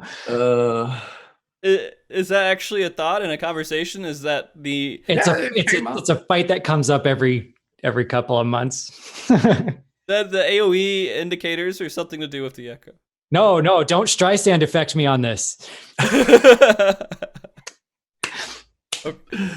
Okay. Someone implied in an interview some time ago that maybe we could think about AoE indicators, you know, if we had to find a diegetic reason for them, that maybe it was our echo kind of giving us some kind of premonition. Like Spider-Man. Yeah, like Spooderman. Yeah, and people jump on it. Man, people love it. Okay. All right. So there's a handful of other little questions here, but I feel like some of them we've answered, like maybe what's happening to the other shards while all this stuff's going on. Do you guys have any thoughts on what's happening with all these other shards? Or, I mean, it's a complete mystery, is it not? I mean, we know that the 13th is still several kinds of fucked up. Yep. We know that 6 of them have been deleted. Okay. So there's only a couple of them that we haven't seen, really. Let's see, like if I do the math in my head real quick, we got 1 turns into 1 plus 13, so we got 14. Mm-hmm. Louisoix stopped the damage, but he didn't stop the rejoining. So we know 7 are totally gone. 1's really fucked up, and 1 we're going to. So that's 4 that we don't know anything about. So 4 are just kind of chilling. And until I have any reason to assume otherwise, I assume they're on Yoshida's like, we'll go there if we run out of ideas list. Okay. That makes sense. No, yeah. So I don't want to know anything about them. I'm not wondering about them. What I'm wondering about is the New Worlds. I'm wondering about Thavnair. I'm wondering about time. Yeah, like let's see the rest of our world first, please. Okay. I think going to the first is a good vehicle for talking about how the cosmology came into being. Yes. But after that, there's too much we still want to see at home. Mm-hmm. What are some of the things? All right, so you're listing them off a little bit there at this. What are some of the things that you still want to see back at home that you hope don't get left out? Like everything that we haven't seen. Mericidia. I want to go to Mericidia one day. Okay. I think that'll be really dope. The New World. Like there was this one line like at the end of the Blue Mage storyline where an NPC is like, all right, I'm just gonna jump on a boat and head off to the New World. You don't want to come with me, it's gonna be boring. And I'm just like, fuck you. Fuck you. Well, we all know how much we remember Blue Mage. So I honestly forgot Blue Mage came out when we were talking about like in a patch review about what happened in the past. Right. It's sad. It's sad. But I mean, like, I think that'd be a good job if they can catch it up. Like, Yeah. if we could do old content at level 80 solo as a blue mage, it would definitely be more powerful than anything we could use. It would be a really fun thing to solo old content with, but it will never be as powerful as anything 10 levels above it. So as long as we're so high above it, there's no reason to do anything with it except for the carnival. Or to just say, hey, I'm a blue mage and I'm doing blue mage things, right? Yeah. Yeah, I mean, I had a lot of fun with that when Blue Mage first came out. I decided, all right, I'm either going to solo everything or I'm going to do everything with Blue Mage only. And it's one of those things like people kind of responsible for their own fun and their own content. And it's like you can do it however you like. You can get some jabroni to carry you and get all your actions in like a day. But if you don't want to do that, then you can get weeks of entertainment doing it the hard way. And Blue Mage is always going to be like that. And I think that when it hits 60 and 70, which it probably will by the end of Shadowbringers, it's going to be fun. Like Yoshida said, there's some pretty hardcore content coming down the pipeline for Blue Mage. Okay. But I mean, like, I think Blue Mage is just really just a puzzle, right? I mean, it's just when you're talking about hardcore content with Blue Mage, it's all just a puzzle in the end. Yeah, but if we're going to be reductionist like Uwu and Ucob are just puzzles. Puzzles with 8 people doing it at the same time. Yeah. Yeah. And this is a single player solo puzzle, right? Not necessarily. Okay. No, well, I mean, with the carnival and everything else it is it not? Yeah, the carnival is single player, yeah. I mean, if we're talking about, like, hardcore content for Blue Mage, it's like... Yeah. Doesn't have to be solo. No. Okay. Anyways, that's completely unrelated to lore and story. That's a different show. That's a whole different show. But anyways, with story, lore, everything else, you guys are still pretty focused on the current world we're on, the shard we're on. And so going back to, like, the first is just going to be kind of interesting, but you guys don't want to see us going to these other shards. You want to just come back and start going and dealing with the stuff that's on the source, right? Yeah, I think so. I mean, I'm excited for the first now because they brought in a lot of like visual stuff that I wanted to see. Like we never had anything in the game that quite looked like the Rapture demo, and I had emotionally latched onto that by the time this game came out. So I'm really excited about that to like scoop up all that housing furniture and take it home. But after that, yeah, I want to go to Charleon and Ilsvard and Thavner and Mercidia, New World. Well, hopefully we'll get some sort of closure, at least for the time being, over there at the end of that story, and we can come back and start dealing with other things. I'm trying to think of the other aspects of... because we're so focused on the first. The whole expansion seems like we're on the first, and that's it, right? It doesn't... We don't see anything else. Now that I start to think about it, there's no reference to anything that's happening on our world. I mean, we see a couple of shots here and there. We see like Gaius and Estinian sort of hanging out, and that's going somewhere. Okay. Is that going to... It seems like it's going to be a meanwhile, that scene. Yeah, I mean, I hope we do like a little bit of back and forth. I hope it's not literally just like, meanwhile, on the source. I hope we do get to travel back and forth a little bit. Like Yoshida said that we're going to get explanations for... like our retainers being able to travel back and forth, and that's going to be part of like something that we unlock early on in the MSQ. So I'm kind of hoping that we reach a point where we've got like a stable portal that people can kind of travel back and forth. But how much is the teleportation going to cost? $9.99. It's capped at $9.99. That's what Yoshida said. It's not going to get any more expensive than that. But is the time going to be different? No, I'm just remembering all these questions. Yeah. I was laughing at when I heard the answers to. I was like, come on. I'm flashing back to a joke I think it was Shuri made, that it's like really convenient that all the currency is the same. Like, oh, what do you know? We use Gil over here too, but we pronounce it like Jill. Okay, that was good. So one other aspect, of course, that it is going to be important. This is pretty major, since like A Realm Reborn, the raids and everything hasn't been too terribly tied into the main story quest, right? Yeah, I mean, like tangentially, yeah. But now it's going to be a little bit more close to what Coil was, or at least that's what Yoshida said. Yeah, that's the implication.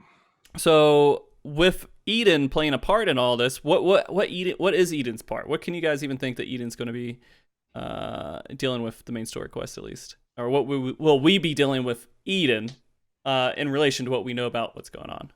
I don't know what the story is going to be about, because I think that, I mean, we've got at least 3 raid cycles worth of story to do, but I think we walk in because we've brought night back, and we walk out confident that life is going to come back, that we're going to be reseeding life somehow, and then everything in the middle is big shrug.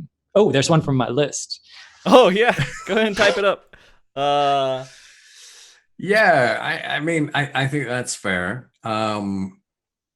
We can deal with the flood of light and stop that from escalating, but there's still a whole bunch of dead people that got transformed into Sin Eaters. Mm-hmm. And there's also the fact that even if we defeat the Sin Eaters and we halt the flood of light, like there's only Novrant left. The rest of this world has been deleted. It's gone. Mm-hmm. There's literally Novrant, and then there's this big like circle around it, and everything beyond that is just nothing. It's just light. And I think Eden might be about addressing the issue of, okay, well, we stopped the flood of light. How do we go about reversing and restoring the rest of the world? Okay. So basically we deal with Eden. So is it possible that Eden is the reason why this flood happened? Like it was the instrument in making the flood of light happen? Yeah, I mean, it's possible. Okay. We don't. I haven't really thought about that, to be honest with you. I was focused entirely on how we're going to use it to undo stuff, but now that you mention it, yeah, it could have been part of what happened in the first place. Because I mean, it's crashed, right? From our understanding of what Eden is, it's floating from Final Fantasy VIII in the air as a summon of sorts, and then we see just ahead of it, just crashed in there. So the only thing I can think of is that like it was part of why everything happened. It could have been wrapped up in that. You never know. Okay. Ask Arbit. Okay.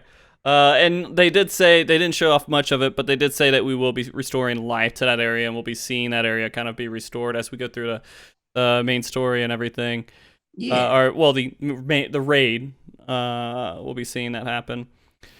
So it's kind of interesting. You guys just don't have a lot of thoughts on it? You don't think too much about Eden in general? I was waiting for more news. Like all we've had is that picture of Gaia so far. And it's kind of hard to guess what's going to be coming based on like the picture of the crashed ship and a picture of the goth chick. And we'll see where that goes. I've been kind of just like waiting for more info. So yeah. As a quick mention of this, and I always remember we talked about this before on probably a previous show, but what we know about the raid is there was a picture at one of the fan fest, and they said we weren't able to talk about it because we don't have it ready in the way that we want to present it to you yet. And then the next thing is E3, where we see, again, just a little image of it, but we don't get anything on it. So it's scary. The first thing was, hey, we don't have it at a point to where we don't have everything prepared to show you yet. And then the next one is that we don't want to show it to you. I think that's pretty deliberate. I think they probably could have showed us at any time. Okay. I think they're trying to like pace out the hype, because that's going to be stuff we're going to be dealing with. I mean, we're going to have the first round of Eden pretty early, but we're not going to be dealing with the story as a whole or Eorzea until after we complete the main scenario. And I think they're just focused on keeping us hyped for that 5.00. Mm-hmm. Which, again, let's see, how many days do we have? Today's Saturday. It comes out on Friday morning. 6 days. God. Oh, don't remind me. Yeah? I'm exhausted just thinking about it. It does feel... It is kind of intimidating. I'm not ready. Are you going to be doing... What are your plans at this? What are your plans? With story and content creation and everything? Well, first day early access, I'm going to stream for probably like 18 hours. Okay. Second night of early access, I'm going to be in Sydney for a launch party. And getting lots of free merch and drinking and, taking photos and videos and stuff from there. Okay.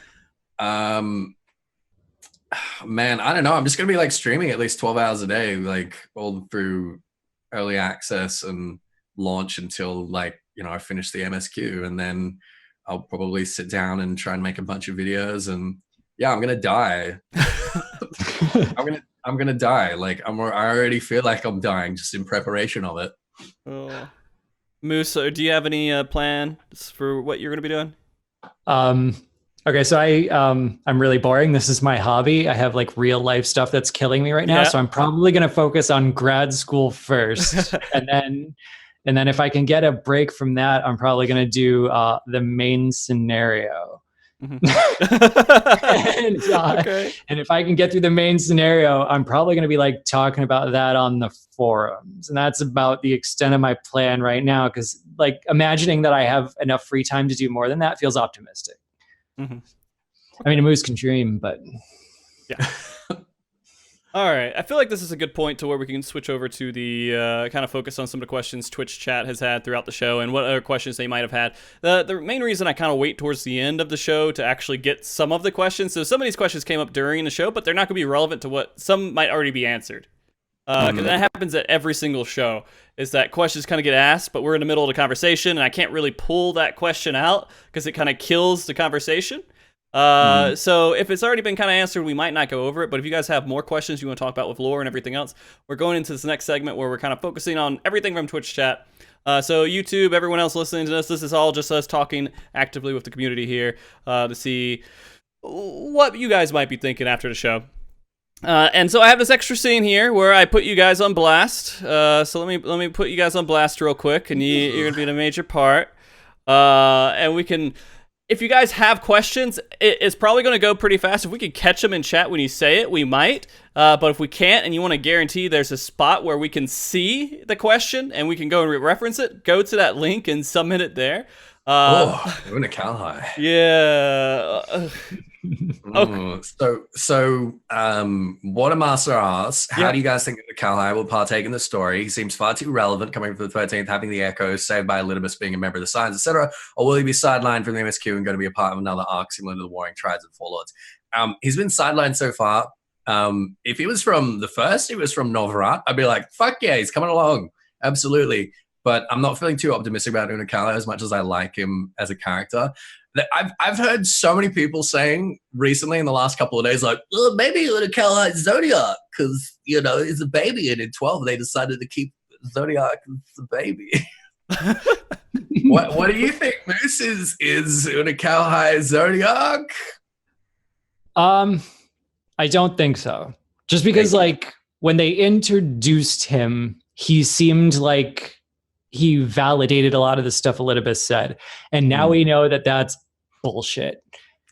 Like, think about the scenes that Unakalhai was in. He talked about how, like, the Garleans are ignorant of their mission being a contradiction, and that they never learn their lesson, and that they're as reckless as the beast tribes who summoned the primals. And like, if you look at all of that in retrospect, then you just know straight up Elidibus didn't tell that kid jack.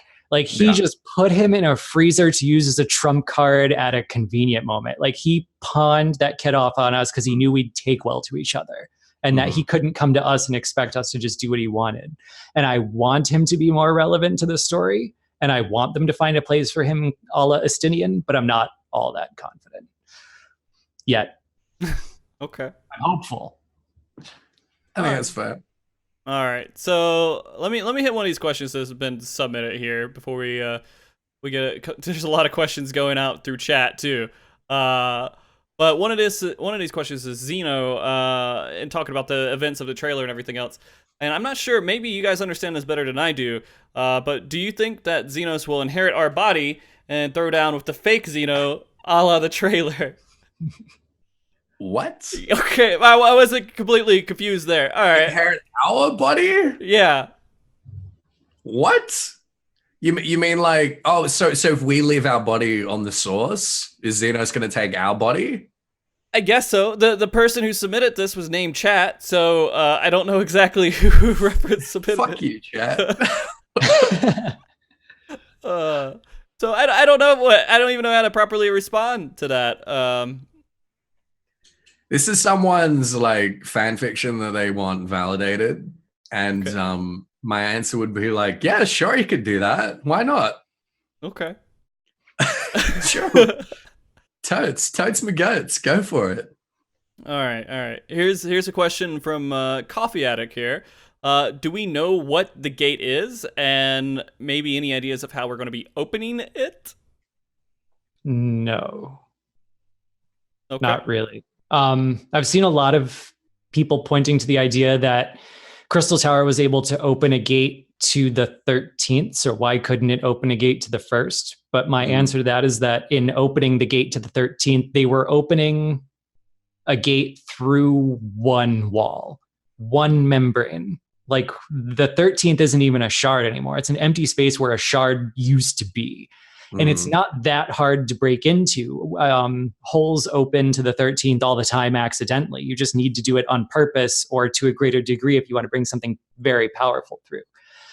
But the amount of energy required to do that is immense. The Crystal Tower needed Dalamed just to pry it open as wide enough for us to go through corporeally, because he was trying to get it wide enough for the Cloud of Darkness.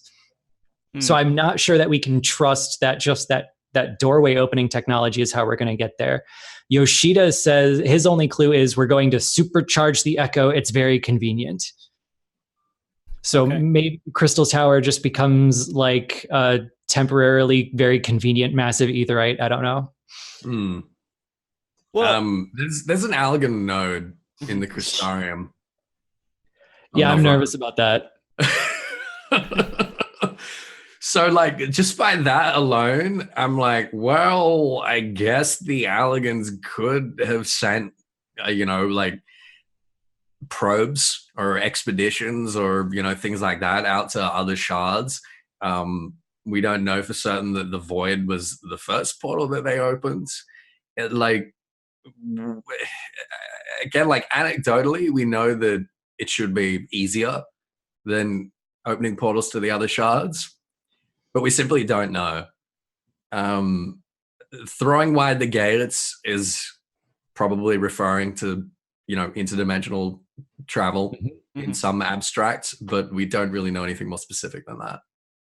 Okay. I mean, do you think that the Scions have thrown wide the gates and that's why they're not with us anymore and their bodies are there, but maybe they're actually on the first? It's kind of what I thought as Mr. Frosty going through the quest.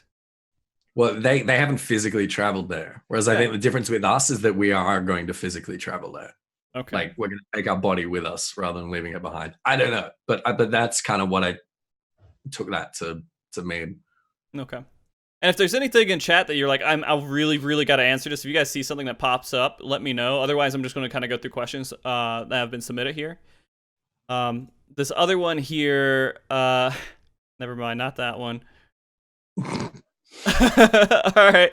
This other question here is, I think the way that to save the first is going to be, I think the way to save the first will be by going to the 13th and linking them to equal them out and saving both. What do you think? Oh boy. I'm not sure the writers would be willing to sacrifice Void Scent for the rest of the story. They lean on them so hard. Yeah. I mean, so basically all the Void Scent are from the 13th? As far as we know, yeah. Okay. Wow. I mean, like, I would think intuitively they wouldn't equal each other out. Like, one would dominate the other. Like, either the Void Scent or the Sin Eaters would win. And then, both of those places would end up consumed by one or the other, right? This is an interesting question because, like, all right, so Sin Eaters, for instance, we know that Amdapori had knowledge or seemed to have had knowledge of Sin Eaters. So, like, a flood of light or something like it, or some like preliminary kind of corruption of light has happened before in some place. And I think it's possible that you could have Void Scent without the 13th shard being the Void. You could have pockets of Void here and there in other places, maybe. I don't know. No idea. But no, I mean, that would be pretty wild. but I don't think so. Oh my god, there is so many questions in chat, and like so little that's being submitted through the form, and so all these questions, I don't know if I can keep up with what's going on. I might try to scroll up here a little bit, just so I can catch one, because we know chat hates going through Google Forms. Zolia, do you think Y'shtola is being possessed by Matola? What? Do you think Y'shtola is being possessed by Matola? I can't say it. You guys don't know what I'm saying. Due to Y'shtola's spirit being weakened by the events of 2.5 and possibly not surviving the calling? Huh? Yeah, I think it's possible. Okay. I think that's what they wanted our first assumption to be. Whether it's the most plausible explanation, I'm not sure, but I think the way they showed it to us was they intended it to be one of our what ifs. Okay. That's kind of like so much about Y'shtola's redesign as well, is this kind of implication that maybe she and Matoya have had to do the fusion dance in some way to keep Y'shtola alive. And I think that's a compelling theory, and there's not much else really that we have to go on at the moment. Okay. The other theory on the other side of it is just that like Arbert wasn't his real name either, so it could just be this really dumb red herring that's just the alias that she took up over there, and now we're thinking about all these what ifs because it makes us really excited to play Shadowbringers. But I think they wanted us to consider it, but I don't know. Okay. Here's another question here. What are your ideas on the Ishgard rebuild as far as the lore is concerned? Any deeper looks into maybe the lore surrounding Ishgard? I think we'll see more of what they're becoming. I don't know. Like I thought about it for maybe 5 minutes, and the only thought I had was, man, I really hope Estinian finally gets to have his cookout, because you can tell that like he has a grill that's never been used, he has an apron that's never been worn, and one day he's gonna have a day off, and he's gonna have all his friends over. But one day that never comes. Oh God. Well, I mean, they did mention something about how it's going to be a big part of the lore, or a big part of the story, right? Is rebuilding Ishgard. The thing that always really frustrated me about the end of the Heavensward story arc is they literally did like, okay, so you've had 1,000 years of this class separation based on this falsehood that there were categorical differences between the highborn and lowborn because some were born, some were descendants of the Knights 12 and others weren't, and then we found out that they basically all were, and there's no real difference, and the Knights 12 were a bunch of douchebags anyway. And then there was just like, all right, well, everyone's discovered that, and then 6 weeks later, we're successful in democracy, well done everyone, yay. And like the Scholastic, it kind of complicates that a little bit, but not that much. And then it's like, all right, Ishgard's fixed. Off we go on our next adventure. So I think being able to revisit that and, like Moose says, just kind of see like what's happening there now and how they've gotten there and how they're getting along is going to be really compelling. Okay. What if we don't do crafting? Are we going to be pretty upset with how much we crafting? Then do crafting. Okay. Yeah, gotcha. Do it. All right. Or don't get the story.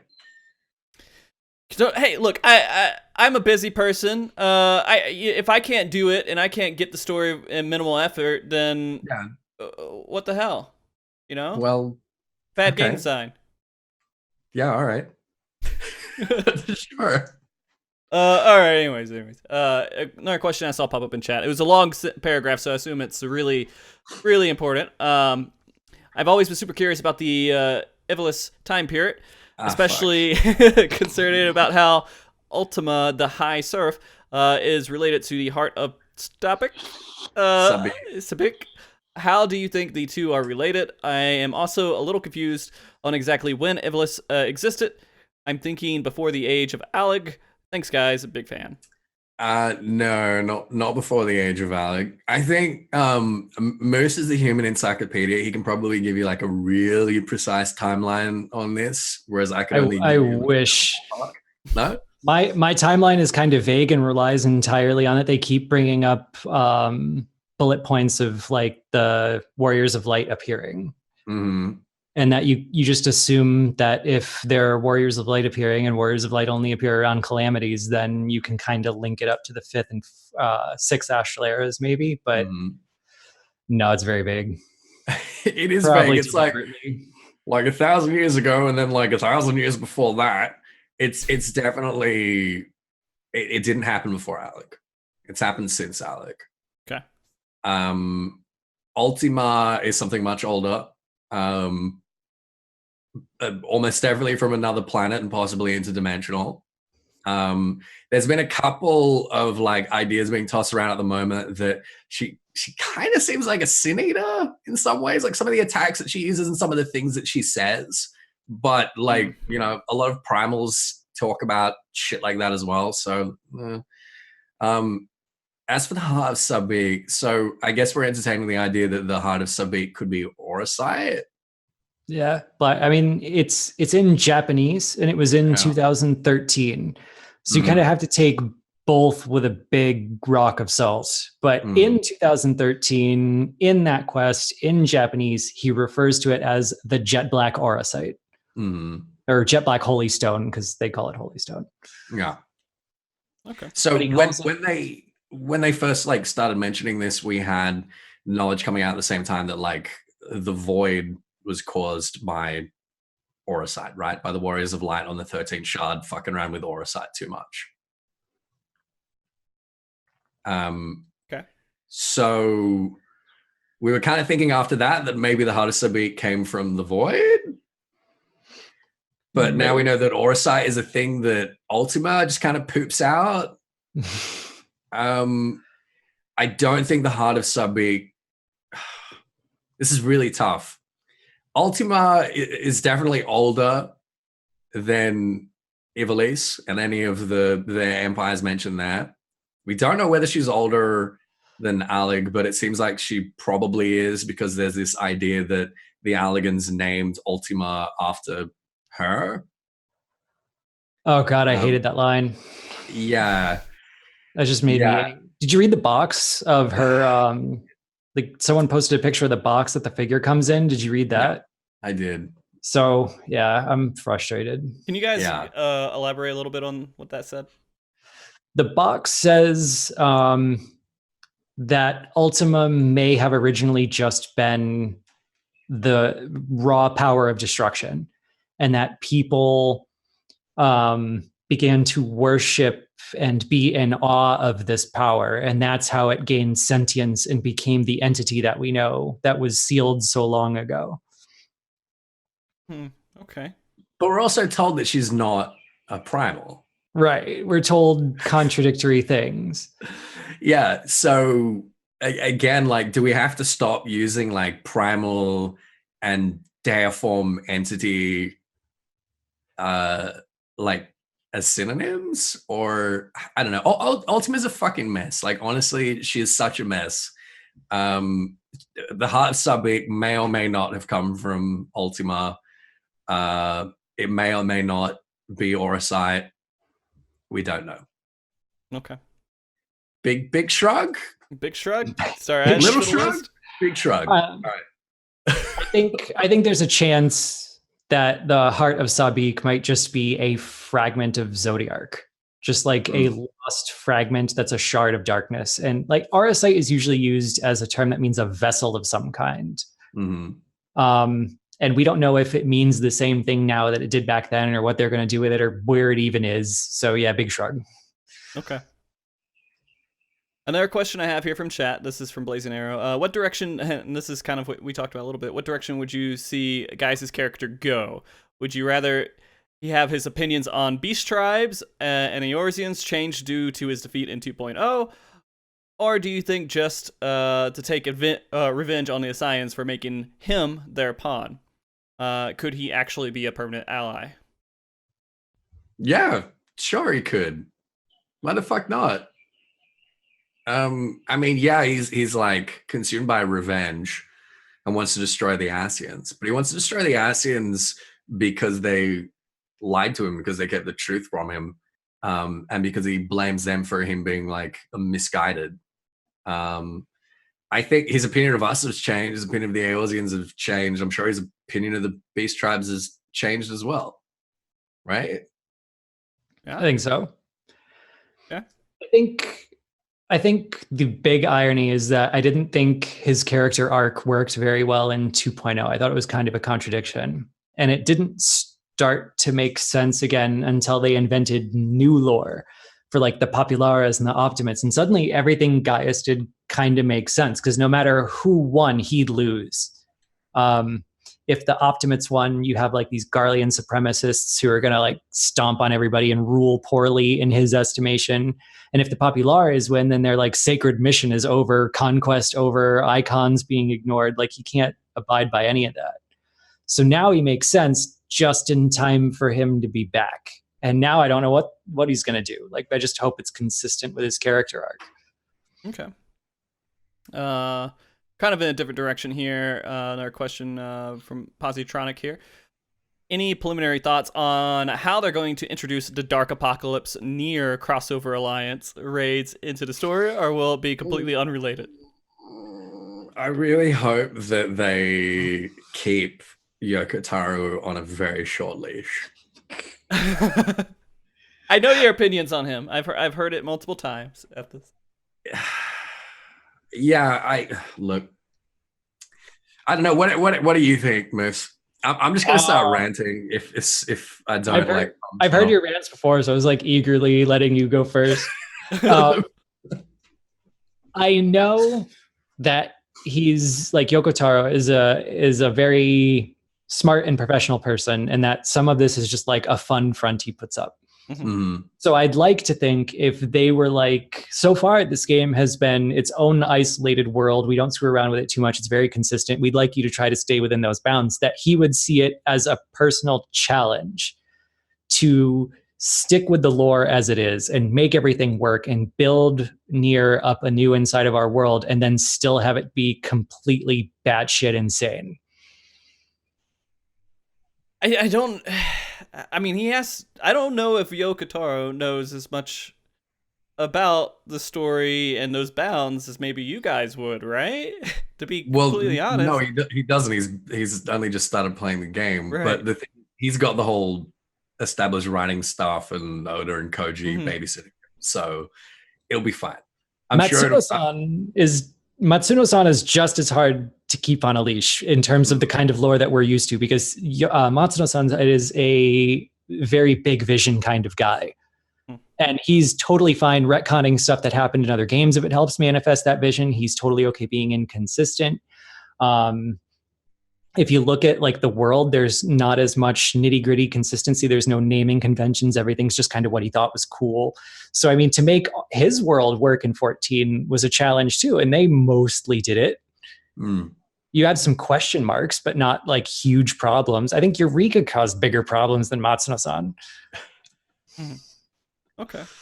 So you guys, you're a little bit, I guess, not completely concerned, but I'm biased. I played his other games. I like him, so I'm biased. Okay. I like his games. I don't like his fan base. There's a lot of games who establish fan bases that we don't really like, right? But they're still good games. Yeah. Oh, dude, Nier Automata is like one of the best like action RPGs on the market. Like mechanically, it's just extremely masturbatory at the same time.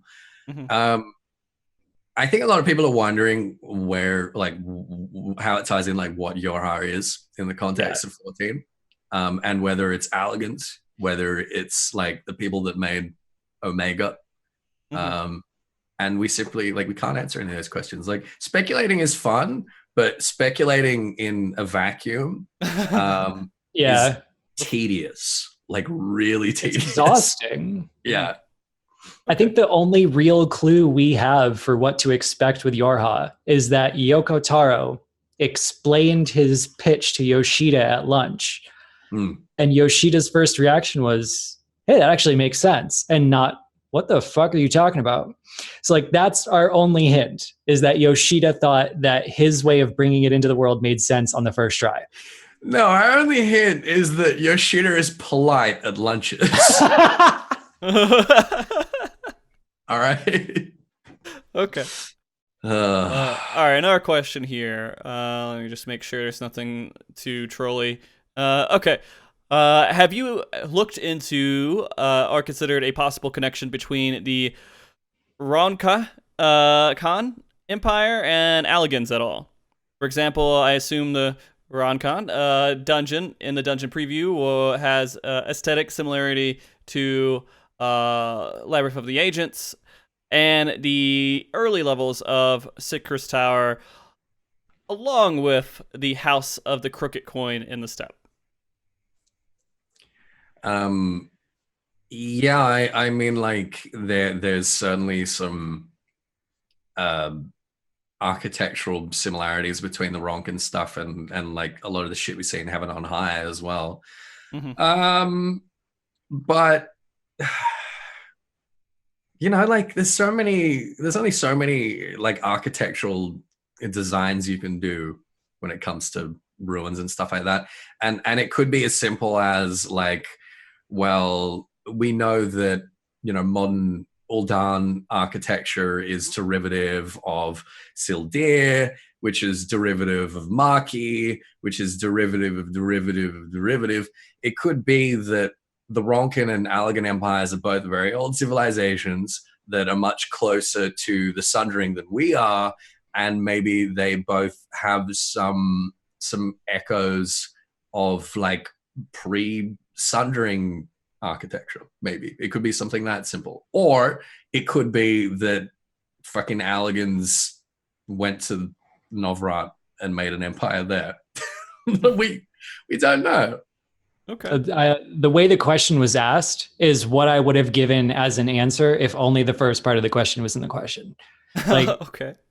Which is, I feel like bad not having more to contribute, but that's exactly my position on it, is that the Ronkan Empire, the first place my mind goes is, what if it was just Allagans? What if they did find a way over there? What if that is what's going on? It does look like Labyrinth of the Ancients. It does look like some of the other pre-Amon tech Alog that we've seen, but at the same time, it could just be Mesoamerican inspired, completely different architecture that just happens to bear a slight similarity to it. And I hesitate to even guess. Like in my headcanon, like I don't even imagine the Crystal Tower as a different Crystal Tower as much as it's just displaced in time. Like that's just what makes the most sense to me. So I don't know where I'm even going with any of that yet. I have nothing. Okay. That's still good. Very good comment there, Ethys. I don't know what you're talking about. Yeah, no. Okay. So, I mean, there's a couple other questions here. I can see if there's anything in chat that I missed that might be relevant to kind of things that we've been talking about. There is a little bit about Midgardsormr here. Do you think that Midgardsormr and Omega were fought off by Albert and the other Warriors of Light from the first? Since time sense is weird between the two worlds? I guess not. Wait, run that by me again? Do you think that Midgardsormr and Omega were fought off by Albert and by Albert? Yeah, Arbert, sorry. Arbert and the other Warrior of Light from the first, since time seems to be weird between the two worlds? Sure, why not? Fuck. I love asking these questions to Ethys and knowing that he's literally not slept for close to 24 hours now. I can imagine no scenario where Albert and the Warriors of Darkness would have fought Midgardsormr and Omega. If you want validation for your fan fiction, then sure, do it. Fuck yeah, sounds great. It sounds metal. I need Ethys to exist between me and questions from now on. This is the best buffer I could imagine. Like, oh, jeez. Like Ethys is your translator? I take everything seriously. So I'm over here going, all right, well, I take nothing seriously. Omega's battle happened in like, quote, a time before time. So probably right after the Sundering and the birth of the world as we know it. And then Alog didn't exist for another like 4,000 to 6,000 years after that. And then we are 5,000 years after that. And we're pretty sure Arbor was recent, aside from that, like in the no man's land between realms, time warps and bends, and that's the excuse for the 100 years off. And now I don't remember what the question was about. Yeah, I had to stop following there after a little bit. It's a little bit difficult. So yeah, no, Ethys should be between me and questions like that from now on. Congratulations. This is another question here that you could be the buffer for if you like Ethys. Would the story be consistent if 1.0 didn't exist? Or be more consistent if 1.0 didn't exist? And how much does it complicate things? Would it be more consistent if 1.0 didn't exist? Yeah, but it'd be less interesting. I think. Yeah, I mean, like there was different directions that Yoshida wanted to go in, and things that were kind of ditched and kind of like wrapped up in different ways later. So yeah, it would have probably been much cleaner. But I think it would have lost a lot of the feeling of like mystery that so many of these threads have. And it's kind of worked really well having these questions and these mysteries still from 1.0. That's kind of like flavored the way that the story and the lore has been built ever since, I think. Is that fair to say? Yeah. They've brought so much back and given an alternate explanation for it that there's not so much that's not so clean anymore. The original story was focused primarily on the primals leading up to the presence at Silver Tear Lake. We were going to figure out what the echo was, and I mean, mostly it's just smoothing out the difference between the two. I don't think there's much left in the way of like big problems that it caused. Okay. All right. So we're getting close to the wrap up point here. I'm sure Ethys needs to sleep at some point. I still can't believe you didn't sleep at all last night, dude. I tried. I tried really hard. It's okay. It's all right. I know you were just really excited to come on today. That's right. And speak with Moose here. I was so anxious and so stressed about being on what's the name of this show again? Oh, it's Go Fuck Yourself. I mean, Moogle Chat. Moogle Chat. What is this? What? Who are you? Oh. Are you even partnered? What? Oh my god. I mean, it's been interesting here. I mean, there's so much to talk about here. There's so many little tangents and things that we can go off on about lore and the story and everything else. But let's narrow it down one last time here. Going into Shadowbringers, I'm assuming you guys are excited, right? We're all excited to get into it, kind of see where all this turns out and all the story and everything else. What is the most anticipated thing that you're looking for an answer for?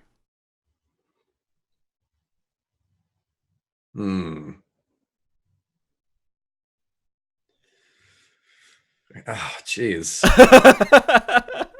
Like one thing? Do we have to choose one thing? If you have two, then that's fine. Three, you're starting to edge a little bit on like just too much, you know. Do you need a moment? Yeah, I definitely need a moment. Okay. All right. I'm just gonna throw one out there because it's been such a source of debate for so long. I'm looking forward to finally having a yay or nay on whether Hydaelyn has our back. That I'm so sick of this. Either she's a boring mother figure or this treacherous evil thing that's tempered us. And I'm looking forward to just being able to say, like, I mean, I want the story to reveal that she's just like a flawed mom, you know? Like, she's not perfect. She makes mistakes. She's been hesitant about how to go through with this before, and hesitant about how much power to give people. But in the end, she wants a world where mortals are going to thrive, and they don't. So from our point of view, not necessarily good, but our best ally. And that's where I'd want it to go. But I'm looking forward to having a final confirmation on whether that's true or false, or whether Elidibus we should have listened to him the whole time. Because why would you listen to that guy? He seems kind of evil. I wouldn't. I mean, he has an evil presence. I think he's a snake. That's the thing I shouted at everybody. Elidivus is a snake. I've said it since 2.1. Okay. I mean, it's the star science, literal. Yeah. He's a snake. snake. And that's, to answer a question from the chat a while back, I think that's where Unukalhai's name comes from, because Sabik and Elidibus and all that other kind of stuff is tied up with that 13th constellation. Yes. And Unukalhai is from the constellation that is in the grip of the guy. He's the serpent in the serpent holder's grip. Okay. Yeah, I agree. Moose and I are both firmly on Team Heidelin. Like, again, she's not flawless, but she's not a scumbag. We're not tempered. I'd like to have the answer to that, but I'm so confident in the fact that it's not going to be like, she's evil, we have to go kill Heidelin, that I'm really not that excited. I just want that debate to be over with because it's getting tiresome. Okay. I want to know, now we know that the Sundering wasn't the beginning of time, and that there was like civilization before that. I'm really curious to know what that was like and what that was about, and whatever this kind of war that's been depicted on this cave painting or whatever it was that happened before the Sundering. I really want to know what the origins of this universe is, where it all began, how it all began, because as soon as we have that, we can start kind of like building from there, rather than having to like constantly work backwards, which is what we have to do at the moment. So there you go. You know, it's kind of interesting that you say that too.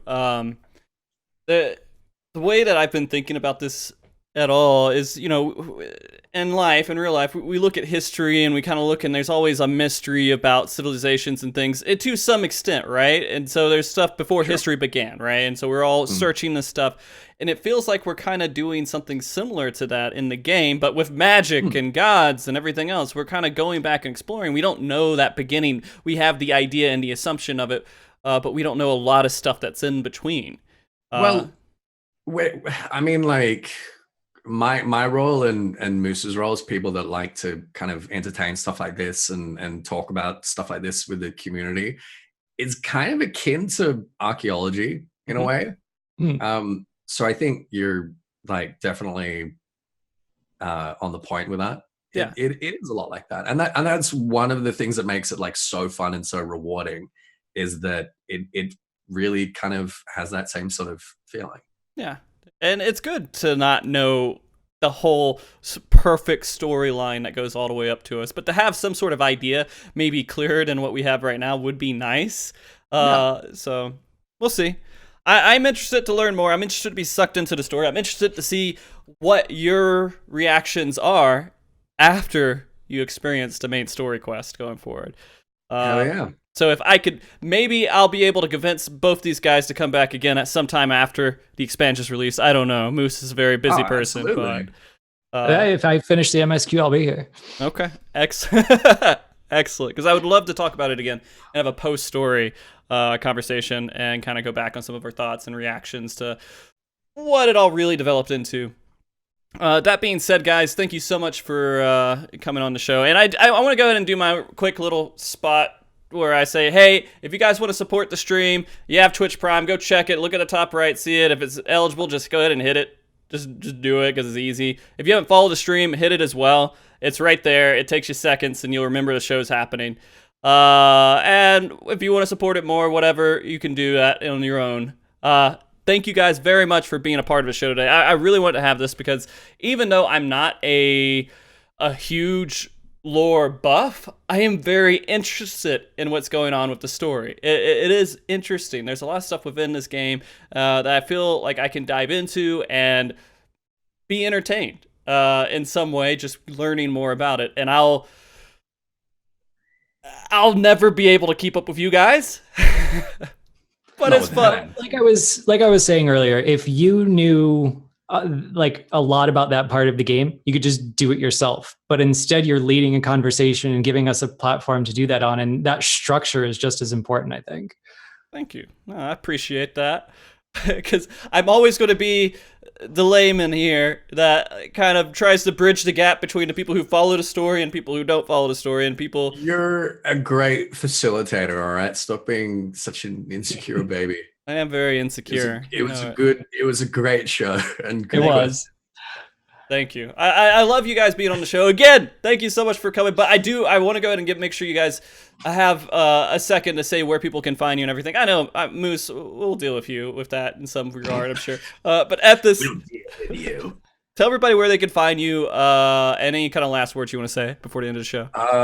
Snap. Okay. Well, Frosty, thank you very much. It's always awesome being on the show. Thank you all so much for watching chat and on YouTube. Chat, I'm sorry I told you guys to go fuck yourselves. Yeah, I've done it before. I'll do it again. And sorry for making fun of your questions. There were some really good questions, except for the dumb ones. I love you all. You can find me on Twitch, on YouTube. For those of you who haven't checked out my YouTube in a while, I am actually posting new videos. Oh my God, there's a bunch of new videos, and there's going to be a bunch more when Shadowbringers comes out. But I've got a whole bunch of like special preview stuff from the media tour, lore tours of all the zones, and yeah, that kind of stuff. So check that out. Twitch, I stream full time. Twitter, Instagram, there's content everywhere. Facebook, Ethys Asher, you know who I am. And go and follow me in the places. Thanks. Okay. Perfect here. Moose, I know you don't stream. I know there's that like a lot of stuff that you want to promote, but you know, go ahead and say your last words here and kind of anything at all that you might want to promote. Well, I'm usually just on the back end. I hang out in my library and then people come in and ask questions. So you can find me on Twitter at Anonymoose XIV. Come to the lore forum. Koji loves you guys. I hang out on Gamer Escape's Discord answering questions all day. Just like find a place to throw questions at me and I will answer them. There you go. All right. Guys, again, thank you all for coming and watching the show. Thank you for supporting the show. Thank you for everything that you guys do to make what we have going on happen. I do want to go ahead and announce there will be no show next week because it seems pointless as shit to talk about a game that everybody's going to be playing themselves. And anyone that I would want to bring on the show will be actively playing the game at that time. So it seems almost useless to have that show next weekend. But we will be having a show post Shadowbringers release show the following weekend where we actually discuss our thoughts on the game. Of course, why not have that right after the game gets released? Hell yeah. Hopefully I'll be level 80 by then. I should be, I'm hoping. And then what else? I'm not going to be skipping any cutscenes. So, I mean, I'm going to be absorbing it as much as I can. Hell yeah. I'm proud of you. Thank you. Proud of you, buddy. Thank you. And let's see, what else do I got to let you guys know news-wise? If you want to join us on Discord, I do have a Discord here where we talk about MogTalking, maybe shows that could be coming up, and anything that you have questions about with PvP, whether... I just imagine at this laughing. You weren't laughing, but I just imagine. As soon as I said it, I thought you were laughing. Lore. I don't even hear those letters anymore. It just blanks out of your mind. Yeah. Okay. Still remember being in Paris with you and you shouting from the crowd. The one guy. Yeah. It wasn't that you were the one guy. It was you were the most. You're the one that would like when it all got silent, yeah. You know, make the noise. I love it. Anyways, lore, story, rating, anything that we talk about on MogTalk, we try to have that available for conversation there. People who are on the show, people who just like watching the show, you can come there and talk about our future shows that we'll be having as well. Our past shows, conversations can continue over there. And thank you very much, Carrara, for being my emotional support in the background that you guys don't see. Thank you very much, Blazana, for the artwork that I use for the layout on the show. Thank you very much, Andre Kane, for the music that I play in the intro and the closing. And, of course, Square Enix for making a video game that we all play here today. And especially thanks to the two guests, Ethys and Moose, for coming on and making the show happen today. Thanks for having me. Very welcome. Absolutely. And I look forward to, I made sure to ask you guys live, so you kind of had to feel bad if you said no or anything. About our follow-up show here. Brilliant foot in the door tactic. I'll be there. Okay, excellent. Okay, so that being said, we will be hosting somebody here in just a moment. Stick around for that host. And always remember, don't be afraid to talk about the things that you guys love to be passionate about. Remember to be good, and we'll be seeing you next time. Bye, guys. Say bye, everybody. Bye. I thought you were going to say the thing. Oh, Stay stay frosty. Oh.